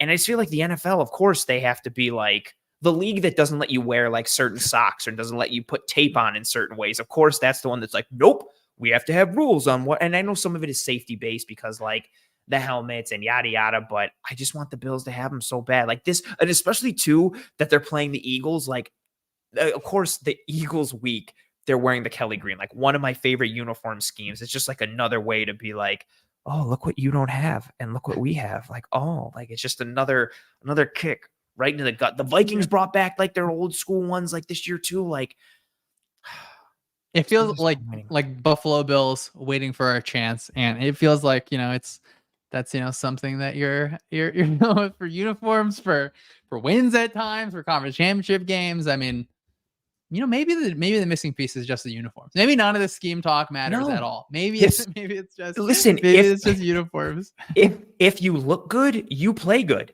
And that's all it is. Like sometimes you just need a little jump start to your wardrobe or your uniform, and it just changes the entire outlook of a team, a season, a franchise. And Tim gets it in the comments here saying the Kelly Greens just remind me of Randall Cunningham. Absolutely loved watching when I was a kid. Yeah, you can't see those uniforms and not be like, oh, Randall Cunningham, like, oh, Reggie White, like, and they're just so clean and they pop, especially in the era of like HD TV, certain colors just pop, and that Kelly Green just pops in the similar way that the Bills red helmets would pop. But, I guess that's, who am I? I'm just a guy with a tremendous sense for fashion and a tremendous eye for, beautiful detail when it comes to how to dress. And who am I? I'm just a person out here. That's important. I will say, Bills fans, like the Eagles, if you like watch the broadcast, maybe like 5 minutes before kickoff, I think it's like a 4:25 kickoff. Like they do like to me, it's like a super cool kind of light show before the game. Like that's something that I think that you don't want to miss. Like Lincoln Financial Field is just like a super cool field. I think like they wore the Kelly Greens against the Dolphins. To me, that's an indication that the Eagles take the Bills seriously. It's a sign of respect. Like they're not pulling out the Kelly Greens for anyone. It's against the Dolphins in a crazy big matchup earlier in the season than against the Bills here. But like, real quick, I mean, I'm not sure if I've asked you about this, but I'm thinking like we had the Eagles game where there's rain involved and that, like, I personally am like, I don't ever want to have an outdoor football game. Like that's my side of it. I'm a defensive guy first and foremost as well, but I don't know if you have a thought on that. I know you guys got to deal with a lot of snow in a lot of different ways. So whatever, how that deals with you. But before you kick me out from eating up your stream time, you got to tell me what are your thoughts on just like outdoor football games in general? I like them. I'm very into, for as much as I am like scheme and X's and O's and logistics of and the structure of football and everything like that, there is just something very aesthetically pleasing that hits me in the feels when mid-November and December comes rolling around, and give me an outdoor game with natural grass. One, natural grass is safer for all the players and it reduces injury, so that's a huge reason why I want it. But give me, that faded kind of grass, and, the players got dirt and mud on them, even when it's not rainy, just because the ground is cold and hard. Like, give me that. I want that playoff aesthetic in end of November and December and January. Like, I want that piece. And so from a feeling standpoint and aesthetic standpoint, I want it. Like, I think it makes football. There's something just right about seeing it. It's like seeing Michigan and Ohio State play like in late November, like Big Ten football in a certain way, like, or the Rose Bowl when it comes on. There's just something that hits me like in the feels from how I grew up watching football in the 90s that makes me want outdoor football and all the trappings that come with it.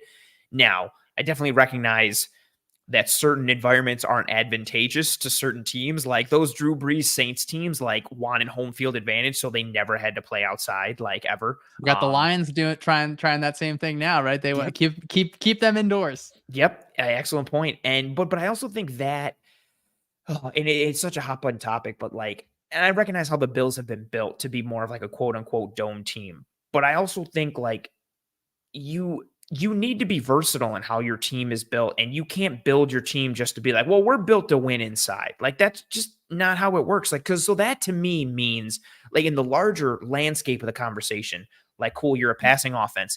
That means you can't run the ball. You're not good executing against the run. That means you're like, you can't execute a basic phase of football on that side of the ball. Cool. What happens if you play a team in a dome and they have a tremendous like pass defense and you have to figure out how to run the ball? You're still going to be screwed because you can't run the ball. Like that's where the biggest piece of the conversation comes from me. And I'm very much like, keep everything new. Like I recognize the conversation for neutrality and like make it all even and put it in a dome. But for me, yeah, I grew up watching like NFL films and guys breathing and the cold coming out, making it look like dragons. You know, they're just breathing and steam coming off of dudes' helmets or heads when they take their helmet off because it's January and it's cold. And I want that. Like, I need that. I love a good snow game. I don't want the weather to ever impact the game. Snow game. Yes. Give me not a ton of snow. I don't want like 6 feet on the field, but give me some flurries.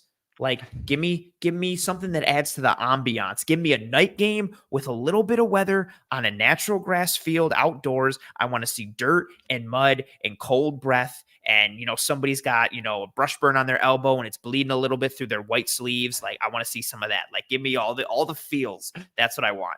I mean, you're going to get a lot of that aesthetic. I think it's obviously going to be a playoff environment on that grass in Lincoln Financial Field on Sunday. The snow, like, you can't. I don't think you're ever going to get me on board there. Like, I'm not even a little flurries, just like a little dusting, like a little dusting. Like, okay, the Bills Dolphins game last year, where like you start to see the snowfall. Like, yeah, that's super cool, but like, do not impact the football game. Yes, because of the weather. Like, I can't stand that. I agree. And then also like I know you. I mean, I don't want to bring it up, but the Bills Bengals film from the snow game last year, like, just visually, it's hard to watch on film. Yeah, I couldn't like see anything. You get the look, right? Like we know it's a simulated pressure, but like it's still kind of hard.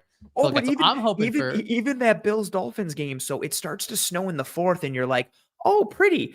And then 10 minutes later, it's a whiteout, and you can't see anything. And I remember going back and watching the tape, and it's snowing so hard that like the clips I was going to post, I'm like, nobody's going to be able to see anything here because it's dark and it's snowy and it's all in front of the camera, and nobody can see anything.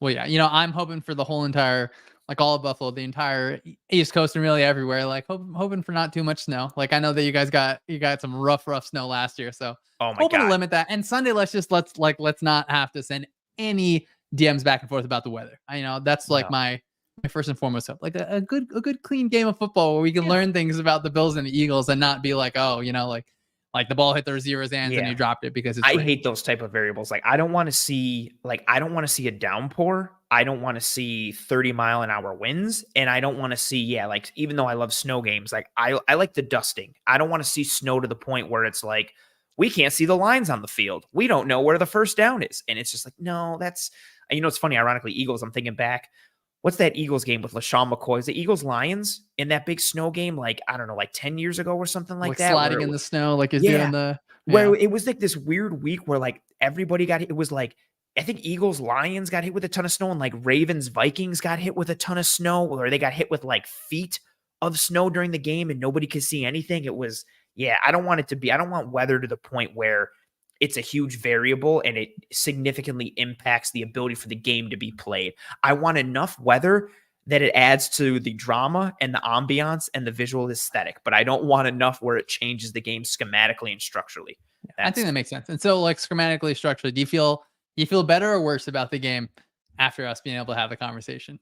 I mean, I grew up as a Bills fan and a Red Sox fan. I will forever be paranoid and secure in absolutely nothing. So I came into tonight nervous and paranoid, and I will leave nervous and paranoid. That's just how I am. And I mean, I think also too, like from a schematic standpoint, like in anything I do with the show and my analysis, like my fandom doesn't creep in ever. Like even when I've like haven't been doing the podcast or like living in this space, like my fandom has always been very analytically based. And I obviously like love this team and love them with my heart, but everything is, I don't get blinded by the emotion of it. So I'm able to kind of compartmentalize the analysis and logistics of all of it from the fandom piece.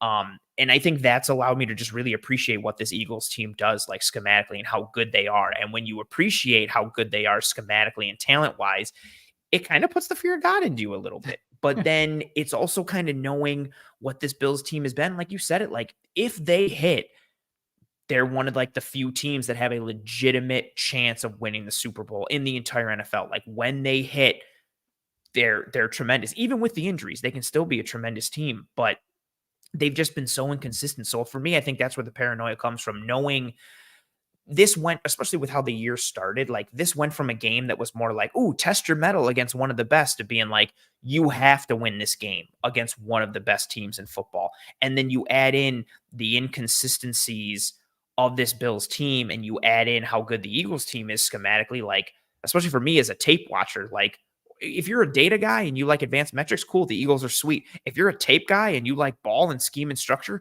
cool, the Eagles are sweet. If you're a data guy and a film guy like me, it's even better. Like, and so I think my appreciation for all of it, and combined with it, yeah, it just, yeah, I'm excited for this game, because I think even if you, especially if you remove the emotion and the fandom, this should just be a fun football game. Like, I know what the Bills record is. They're still a good football team. We know what the Eagles are.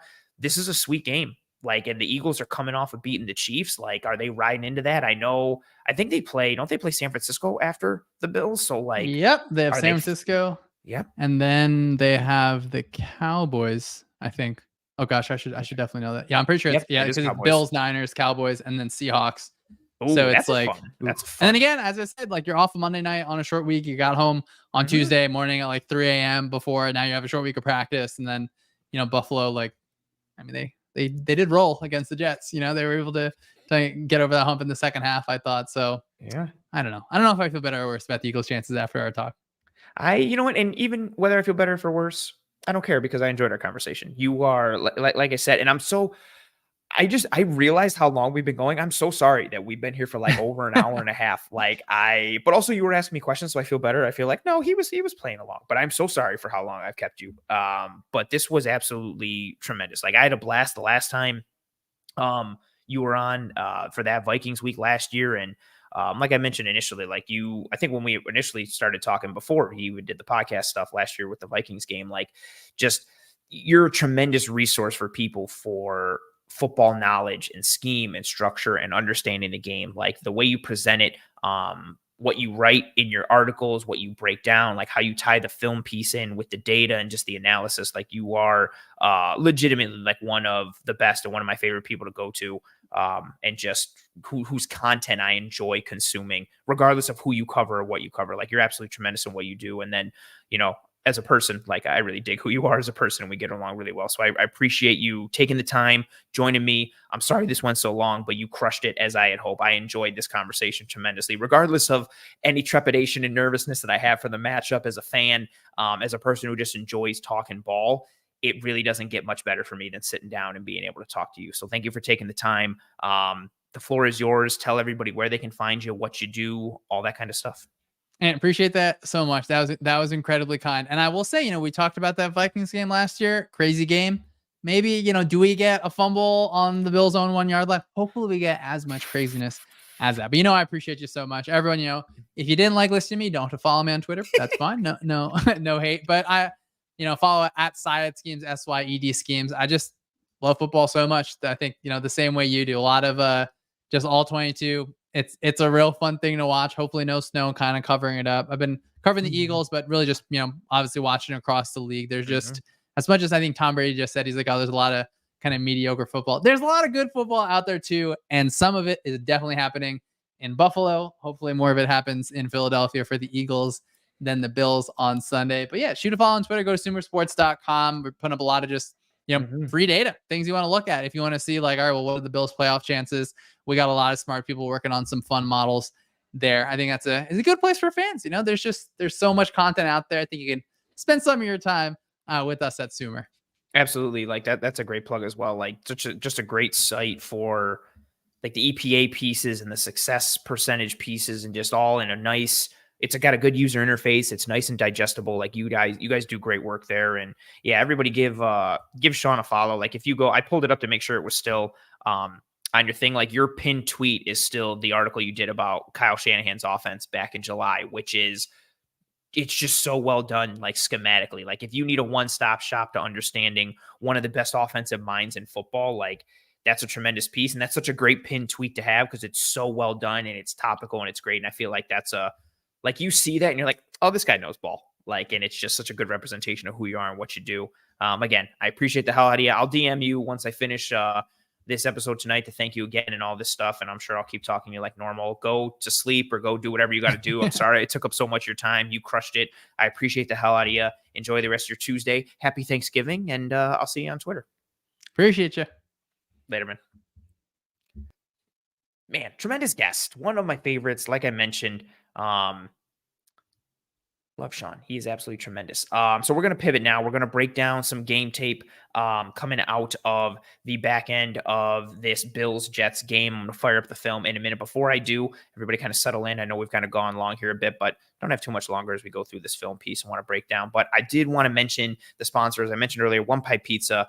Online menu can be found in the episode show notes, whether here on YouTube or whichever podcasting app or platform you are listening to this show on. Delicious sweet sauce pie, homemade blue cheese, great cheese to sauce ratio.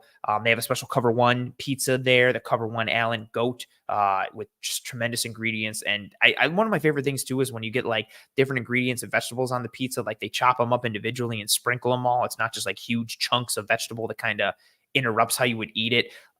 They just do a really great job with everything they do, from presentation to the quality of everything that they do. They're starting a catering piece is now. They got breakfast pizza available, so they're open early in the mornings now, and the breakfast pizza is absolutely tremendous. And then I also wanted to share, where are we here? This added little doc. Boom. Wanted to share let me remove the banner here, their Toys for Tots piece. So drop an unwrapped gift into the Toys for Tots donation box at One Pipe Pizza and receive an entry to win one of the multiple prizes they have. Their top prizes include a special dinner package, a Sabres memorabilia package, pizza for a year, which is tremendous. And then there's more prizes that'll be announced as well. They got a whole bunch of like different things. There's different Bills memorabilia, Sabres memorabilia, tickets to certain things, events, a whole bunch of pieces. It was a huge success last year. They do it every year. So again, if you want to just treat yourself to some amazing pizza, go get some One Pipe Pizza. Again, address, online menu, everything can be found in the episode show notes here on YouTube or whichever podcasting app or platform you are listening to this show on.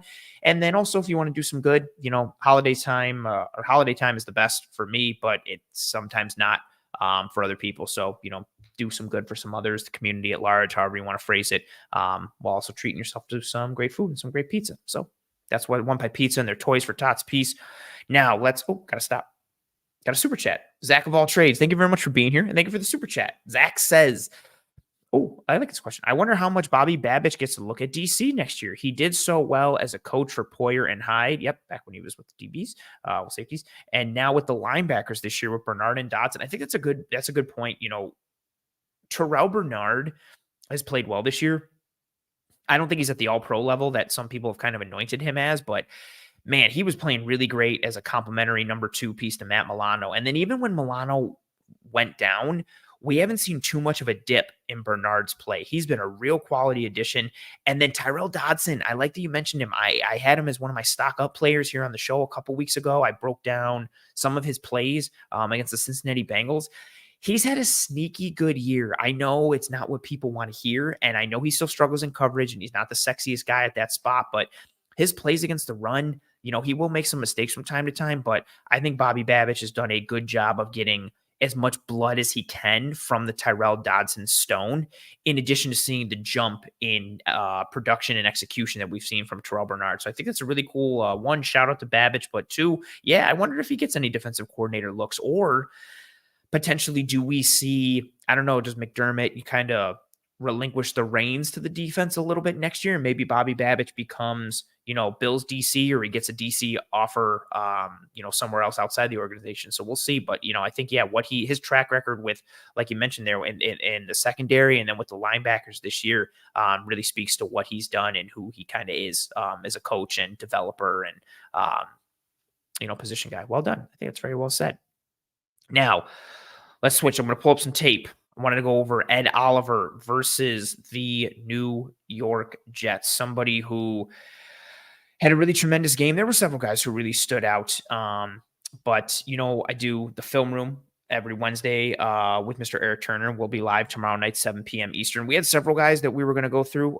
So I had several potential players that I wanted to highlight on the defensive side in this game, but two of them we're going to be highlighting tomorrow night in the film room, along with a multitude of offensive pieces. And so the one that we didn't wanted to show here on this episode, and that was, Ed Oliver in this game. And Ed Oliver, who, man, the stats, I had tweeted out some of his stats earlier last week, but the stats for Ed Oliver just on the year right now at this point, because I recognize the times where he breaks into the backfield and he doesn't get the quarterback down. And so you kind of see that he's not getting home or think he's not getting home. But amongst qualifying defensive tackles this year in 2023, so from a pass rush standpoint, there are 126 qualifying defensive tackles this year. Ed Oliver, amongst those 126 qualifying defensive tackles, he's tied for third in pressures. He's third in sacks. This is per PFF. They don't do half sacks, so keep that in mind. But he's tied for third in pressures, third in sacks, tied for fourth in pass rush productivity, tied for fourth in hurries, and he's 15th in win percentage. And then from a run defense standpoint, amongst 142 qualifying interior defenders, he's tied for 14th in stops, he's 9th in stop percentage, and he's tied for the 6th lowest average depth of tackle. What we've seen this year from Ed Oliver, appreciate Joe coming in saying, drop a like on this video for the legend people. I appreciate you, Joe. And that's a good way to say as well, or a good segue or a good time to mention it. If you have not already dropped a like on this video, please, please, please, and thank you. It goes a sincerely long way to help myself and the entire team to track and trend in front of more eyes and ears. So if you have not dropped a like on this video and you are enjoying this content, it's greatly appreciated if you drop a like on this video, whether you're watching live now or watching not live later. It goes a long way. So please, please, please, and thank you. Drop a like. Appreciate Joe giving the shout out there. And also check out Joe's show Under Review. It used to be Saturday mornings at 11. It is now the Tuesday night show. He went live tonight at 7:30 before I went live. So give that show a check out. Joe does a lot of good work. I was on his show Saturday. He's somebody who I enjoy talking to in the DMs. And Tim's got some comments here for Joe. He says, Joe, great show earlier. Look forward to the rest. We'll kind of miss Saturdays, though. So good shout out to Joe, moving the time slot and doing some things there. Shout out, Joe. So, again, let's talk about some Ed Oliver pieces. One more time with the numbers. 126 qualifying defensive tackles from a pass rush standpoint, tied for third in pressures, third in sacks, tied for fourth in pass rush productivity, tied for fourth in hurries, 15th in win percentage. Against the run, 142 qualifying defensive tackles, tied for 14th in stops, 9th in stop percentage, tied for 6th lowest average depth of tackle. I was very worried about what his production and effectiveness would look like once Daquan Jones went down. And it has been affected. I think the defense has been affected as a whole once Daquan Jones went down. But Ed Oliver's having a really strong year, and it's nice to see him kind of give some return on investment with that contract that he got.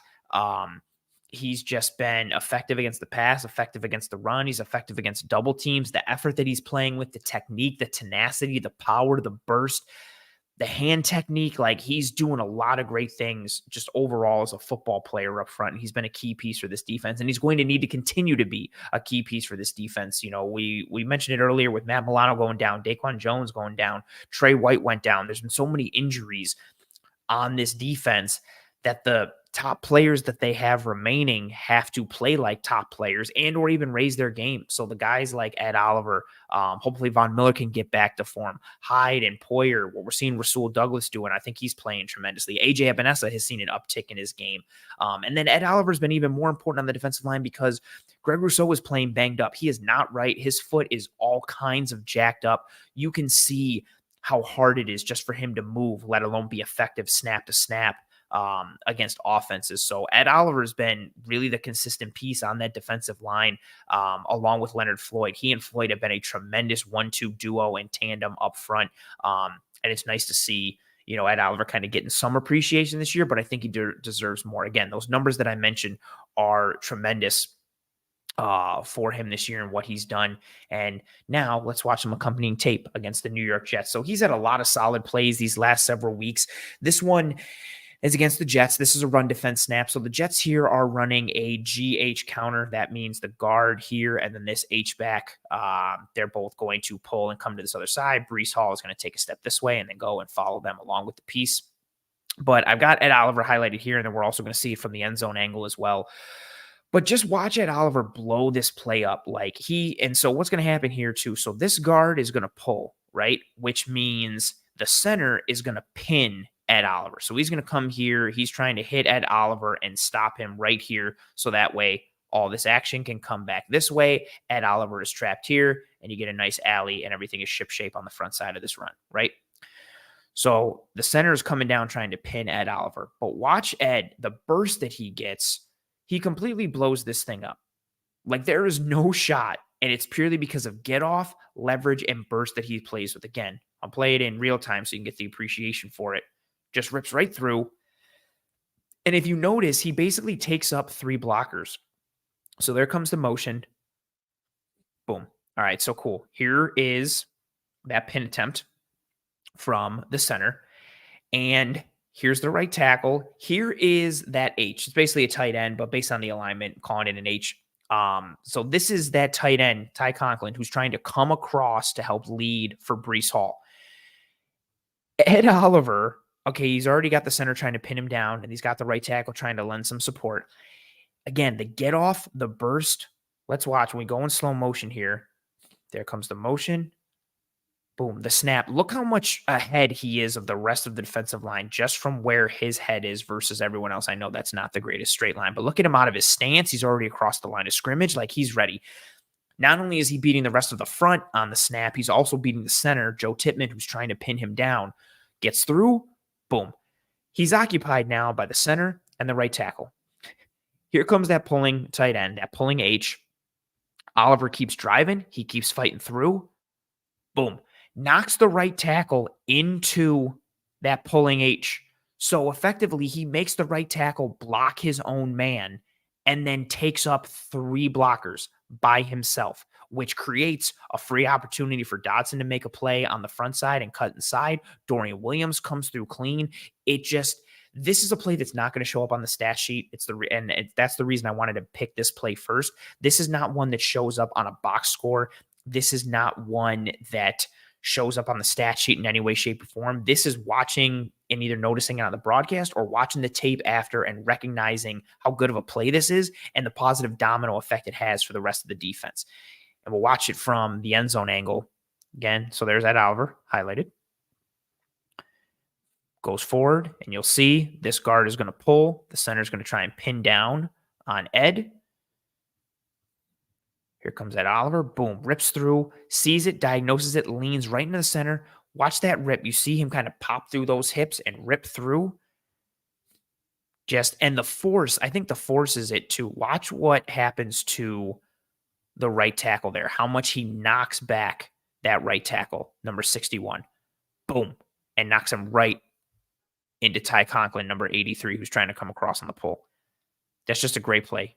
Single-handedly wrecks it. 3 blockers all tied up in Mr. Ed Oliver. Creates displacement, wrecks the blocking scheme. Again, that tight end, Ty Conklin, number 83, he's trying to come across. Like he is trying to pull along with that guard, number 63, and lead this play out the front door, and there's nothing there. And it's purely because of what Ed Oliver did. I'll let it run from this angle as I queue up the next play for us. So again, just a great effort. Physical, tenacious, good job. Now, let's go to this next one. I have Ed Oliver highlighted with an arrow here on this one. Oh, I like this comment from Riemann saying, I need an Ed Oliver Tasmanian Devil shirt. That's fair. That's fair. This one here for the Buffalo Bills, 3rd and 6. They're showing pressure at the line of scrimmage, showing man coverage on the back end. This one, Ed kind of makes a secondary play, but it's the hustle. It's the effort. This is a play. There's a minute 24 left in the second quarter. This is a touchdown, or this is a drive actually where the Jets end up scoring a touchdown at the end of the first. This is a really good play from Ed Oliver. So you'll see the scheme. It leads to Poyer coming free off the edge. Zach Wilson comes out, but boom, here is Ed Oliver. Watch the hustle from Ed Oliver. as he comes flying down the line and forces fourth down. That is a really good job of hustle, of effort. I also like this look from the Bills with what you get up front. So 6-man pressure look. You've got Leonard Floyd and Von Miller mugged in each A gap, and then you've got Bernard off the edge and Poyer off the edge. So you don't know who's coming, where are they coming from. What you're going to get on the snap is Von and Leonard Floyd, and the A gaps are both going to drop out. Here we go. Snap. Boom. They both drop out, but the Jets have slid the protection.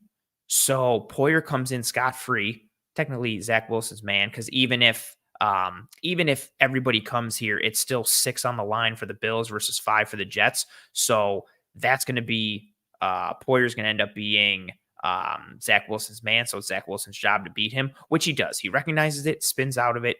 Good job by Zach Wilson. Ed Oliver sees it, and this is where he immediately gets on his giddy up and gets flying down the line. Like, he takes a good angle.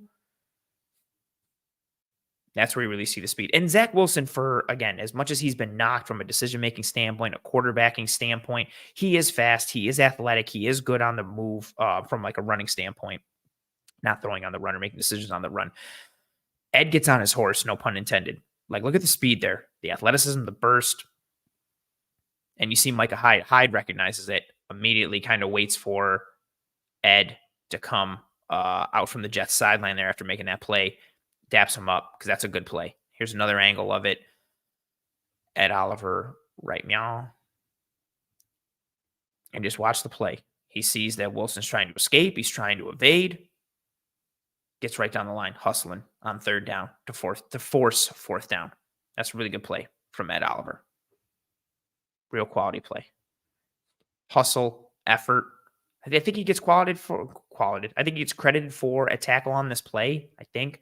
But this is, again, one that kind of gets lost in the sauce. It's not a sack. It's not this turnover creating play. Like, this is just good hustle and effort from a player that you need to be one of your top dudes. And I know, some people question his hustle at times and his play effort regularly, but it shows up. It shows up when you watch the tape. Here's another one. So I have him highlighted there. I want to see this play. This one, I'm sure he's upset because he probably wanted the sack, but it ends up being a QB draw. So on the snap, watch him try to rush that outside. He diagnoses that the draw is coming. See, he's got the eyes on Zach Wilson the whole time. Now watch him put the brakes on like he does there. Put the brakes on, chuck his man to the ground, and make the play. Again, one more time in pass motion. One-on-one with the center. Boop, chucks him, makes the tackle. So that's a stop on third down, forces fourth down. Let's watch from the end zone angle. Again, I am highlighted here. He is in that 2-eye alignment on the inside shoulder of the left guard. Head up. Again, he's rushing the QB the whole way. On the snap, goes onto the center. Starts to rush outside, and again, doesn't get out of control. Sees what's happening, puts the brakes on, and then watch him. Again, it's part momentum that helps him kind of take the center down because he gets upfield so fast and then puts on the brakes so quickly and effectively.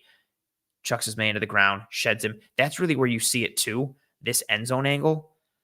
It's not just like he throws him down. Watch him throw with that inside arm and then get him with the outside arm and swim right over that quick arm over to disengage and completely get clean and completely get free. Again, let's watch from the end zone angle. It's real pretty. Oh, I like this comment here from Amy saying, Anthony, when Oliver signed his extension, remember he said, now that I got paid, I feel like it's my first year and have to prove myself instead of just showing up. And then she says, go Bills. I like that. I like that a lot. T-Dop saying, I got here late. No, it doesn't matter. We have a tremendous show. Myself and Shawn Syed went extremely long and detailed with Bills, Eagles. So go back, check out the rest of the episode. Hans TV, I see your question here. I'm going to get at it in a minute once I finish the next play here. Good job from Ed. Again, recognizing what's going on, diagnosing, reading, reacting, not just, playing blind or playing out of control. Like, you're trying to get upfield, you're trying to make a play. You recognize, you diagnose, get clean, make the play. Shed your man, make the play. Adjust, read, react. That's what you want. You want adjustments in the moment. Sometimes your original plan and your original thought isn't what comes to fruition. Can you adjust, and can you adjust and still execute? Boom. Fast, tenacious, Good hands, good read, quickness, urgency, athleticism.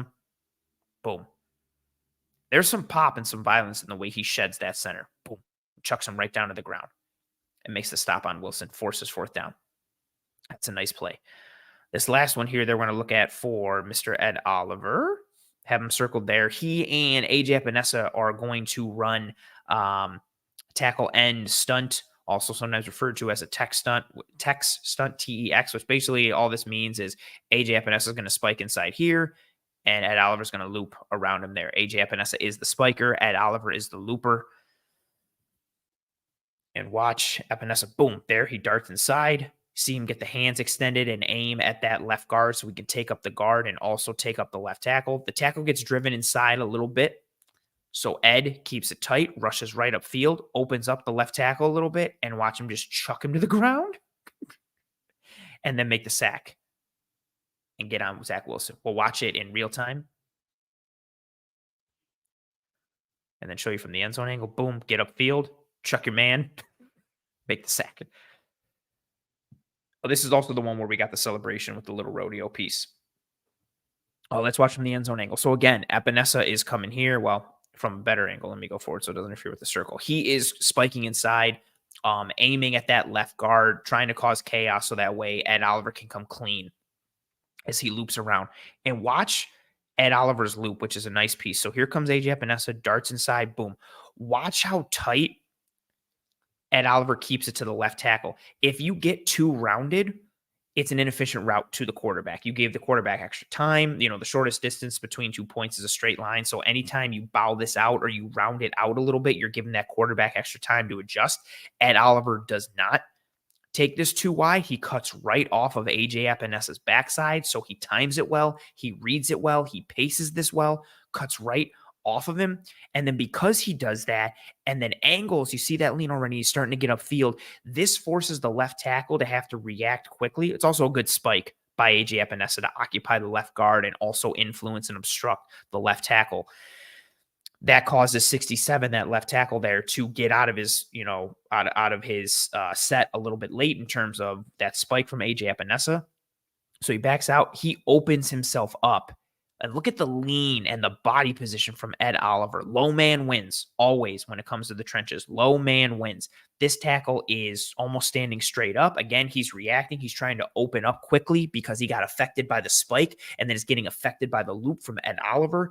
He's too vertical. He's opened up. He's opened up his chest. He's starting to get horizontal. It's not the positioning that you want.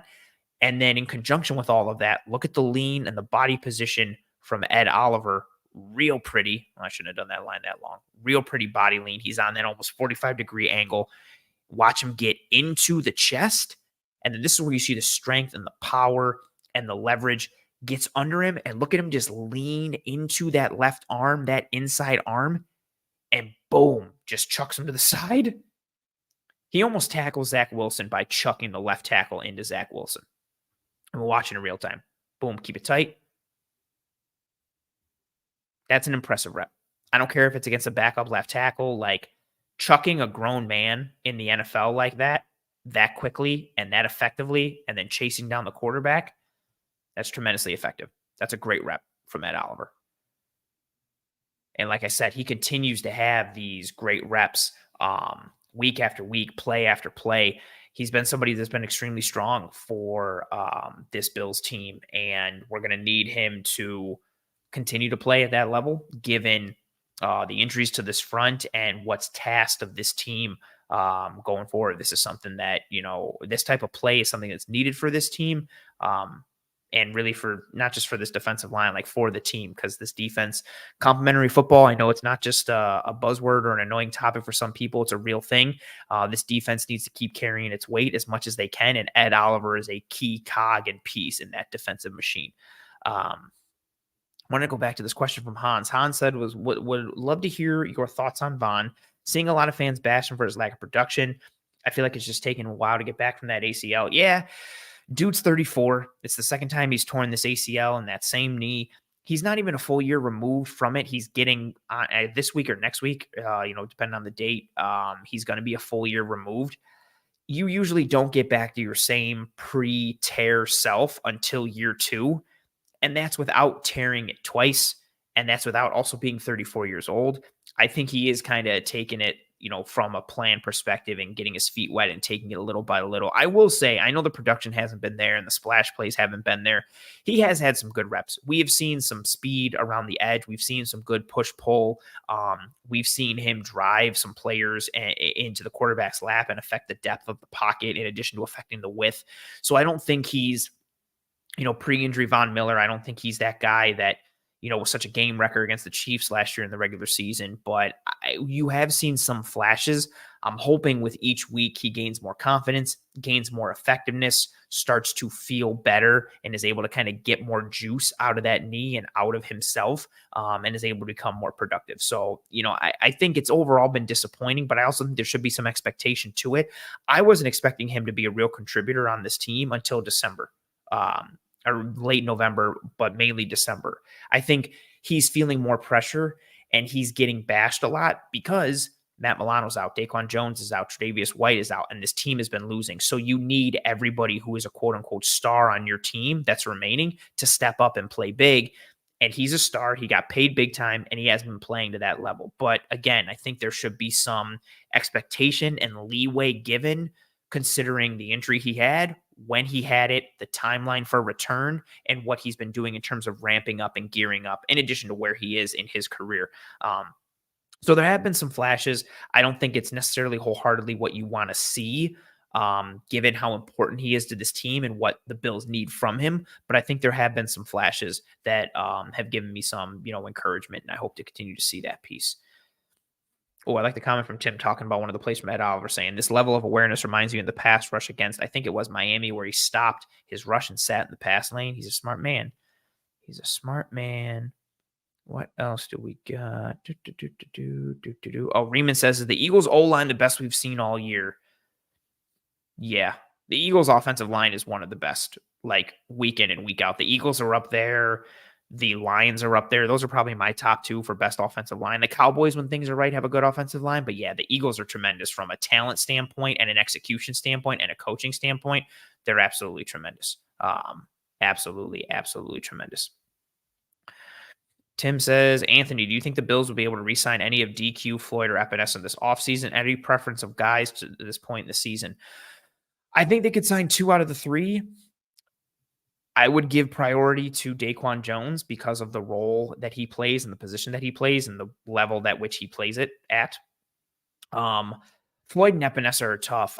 Floyd is a proven guy. He's a Super Bowl winner. He is kind of a sack artist in that mold. He came here to Buffalo on a 1-year deal, and he's been one of the most productive edges, not just for this Bills team, but in the entire NFL in terms of sacks and pressures and pressure rate and pass rush productivity. I think he probably commands more, not term, but dollar amount on the open market, but maybe not. I mean, he was a free agent into June when he signed with the Buffalo Bills. I don't know that was by his choosing or the market, but I think the Bills could realistically sign 2 of the 3. I would give priority to Daquan. I really like AJ Epinesa. It's tough for me between Floyd and Epinesa. I think AJ Epinesa is on an upwards trajectory and he will continue to get better. He's had a very sneaky good year this year and isn't getting talked about enough. I thought he improved a lot as last season went on, and I think he's been good this year. It's just kind of getting lost in the sauce amongst all the other storylines for the Bills this year. Daquan would get my priority. Honestly, I know how great Floyd has been. It's tough for me right now between Floyd and Epinesa, but just from a known quantity perspective, I probably lean Floyd, but it's really close because I like AJ Epinesa. I like what he does. I've been a fan of his game this year. He's winning in a multitude of ways. I really like what he does.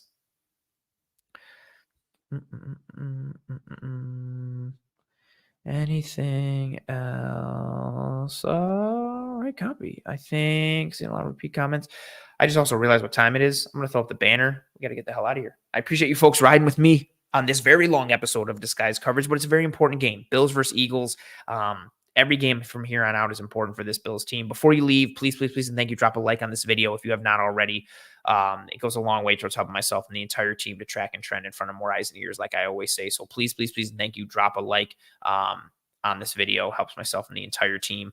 I hope you enjoyed this episode and this content. Like I said, one of my favorite guests that I have, one of my favorite people to talk to on Twitter and talk ball with, Mr. Shawn Syed on Twitter at Syed Schemes. Dude does tremendous work, covers the Eagles this year, but he just covers football in general. He's absolutely tremendous. Give him a follow on Twitter. Was pumped to have him on the show and talk so much ball with him to the point that we talked for over like an hour and a half, hour and 40 minutes. But like I said, this episode I thought commanded it. I know we usually go a little long here on Disguise coverage anyway, but I mean, this game is important for the Bills because every game week in and week out is going to be important for the Bills, but even more so now because they're going up against one of the best teams, if not the best team in all of football. So had a lot to dive into tonight, and Shawn and I both get into it when it comes to scheme and structure and X's and O's. So huge thank you to him. Huge thank you to all you folks who rode with us live here on this episode. Again, I know it was a long one, a bit of a marathon, but I appreciate all the live views, especially on a holiday week.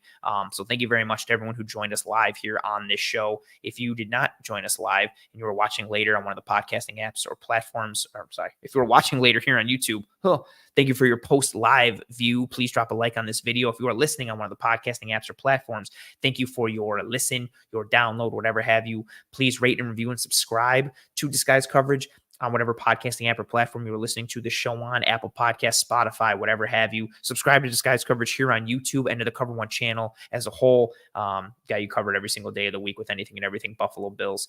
I appreciate everyone who tuned into the show live. Again, if you did not, that's cool. Thank you for your view, listen, download, whatever have you. Regardless, whenever you're watching this on here on YouTube, please drop a like on this video. Tell your family and friends and loved ones about this show. Word of mouth is always tremendous. Tell them how awesome this show is. If you thought the show was terrible, tell your enemies about the show and try and ruin their day with this show. I hope everyone has a very good holiday week and has a great Thanksgiving and has a great Black Friday and shopping weekend. If you're one of those people that shop in any form or capacity, be safe. I'm going to go through some of that piece as well. I wanted to recognize some of the awesome comments that are coming through and the appreciation and the thanks to me. So, I like this one from Tim. Feels like a Thanksgiving special. Maybe it is a Thanksgiving special. I like that, Tim. I appreciate you folks riding with us here on the show. Again, watching live, watching later, listening, downloading, whatever have you, whatever form or fashion your support comes in. It's greatly appreciated by myself and the entire team. Thank you very much to Zach of All Trades for the super chat earlier. And I appreciate the kind words as well. I don't like to pull up too many kind word things for myself because I feel like it's corny, but I see them and I greatly appreciate them. So thank you very much for that. Have a happy Thanksgiving, everyone. I hope you and your family and friends and loved ones are all doing well and staying safe. Be kind to one another. Take care of one another. I will see you tomorrow night, Wednesday, November 22nd, for another episode of the Cover One Film Room. Myself and Eric Turner will be diving into a bunch of pieces with that. Then I'll see you live next Tuesday, November 28th, for another episode of Disguise Coverage, 9 p.m. Eastern. Again, Disguise Coverage every Tuesday, 9 p.m. Eastern, and the Cover One Film Room live every Wednesday, 7 p.m. Eastern. That's what I do. That's where I am. I appreciate you folks more than you will possibly know. Have a great night. Have a great holiday. Be safe. Take care. Be kind. Godspeed. And as always, go Bills.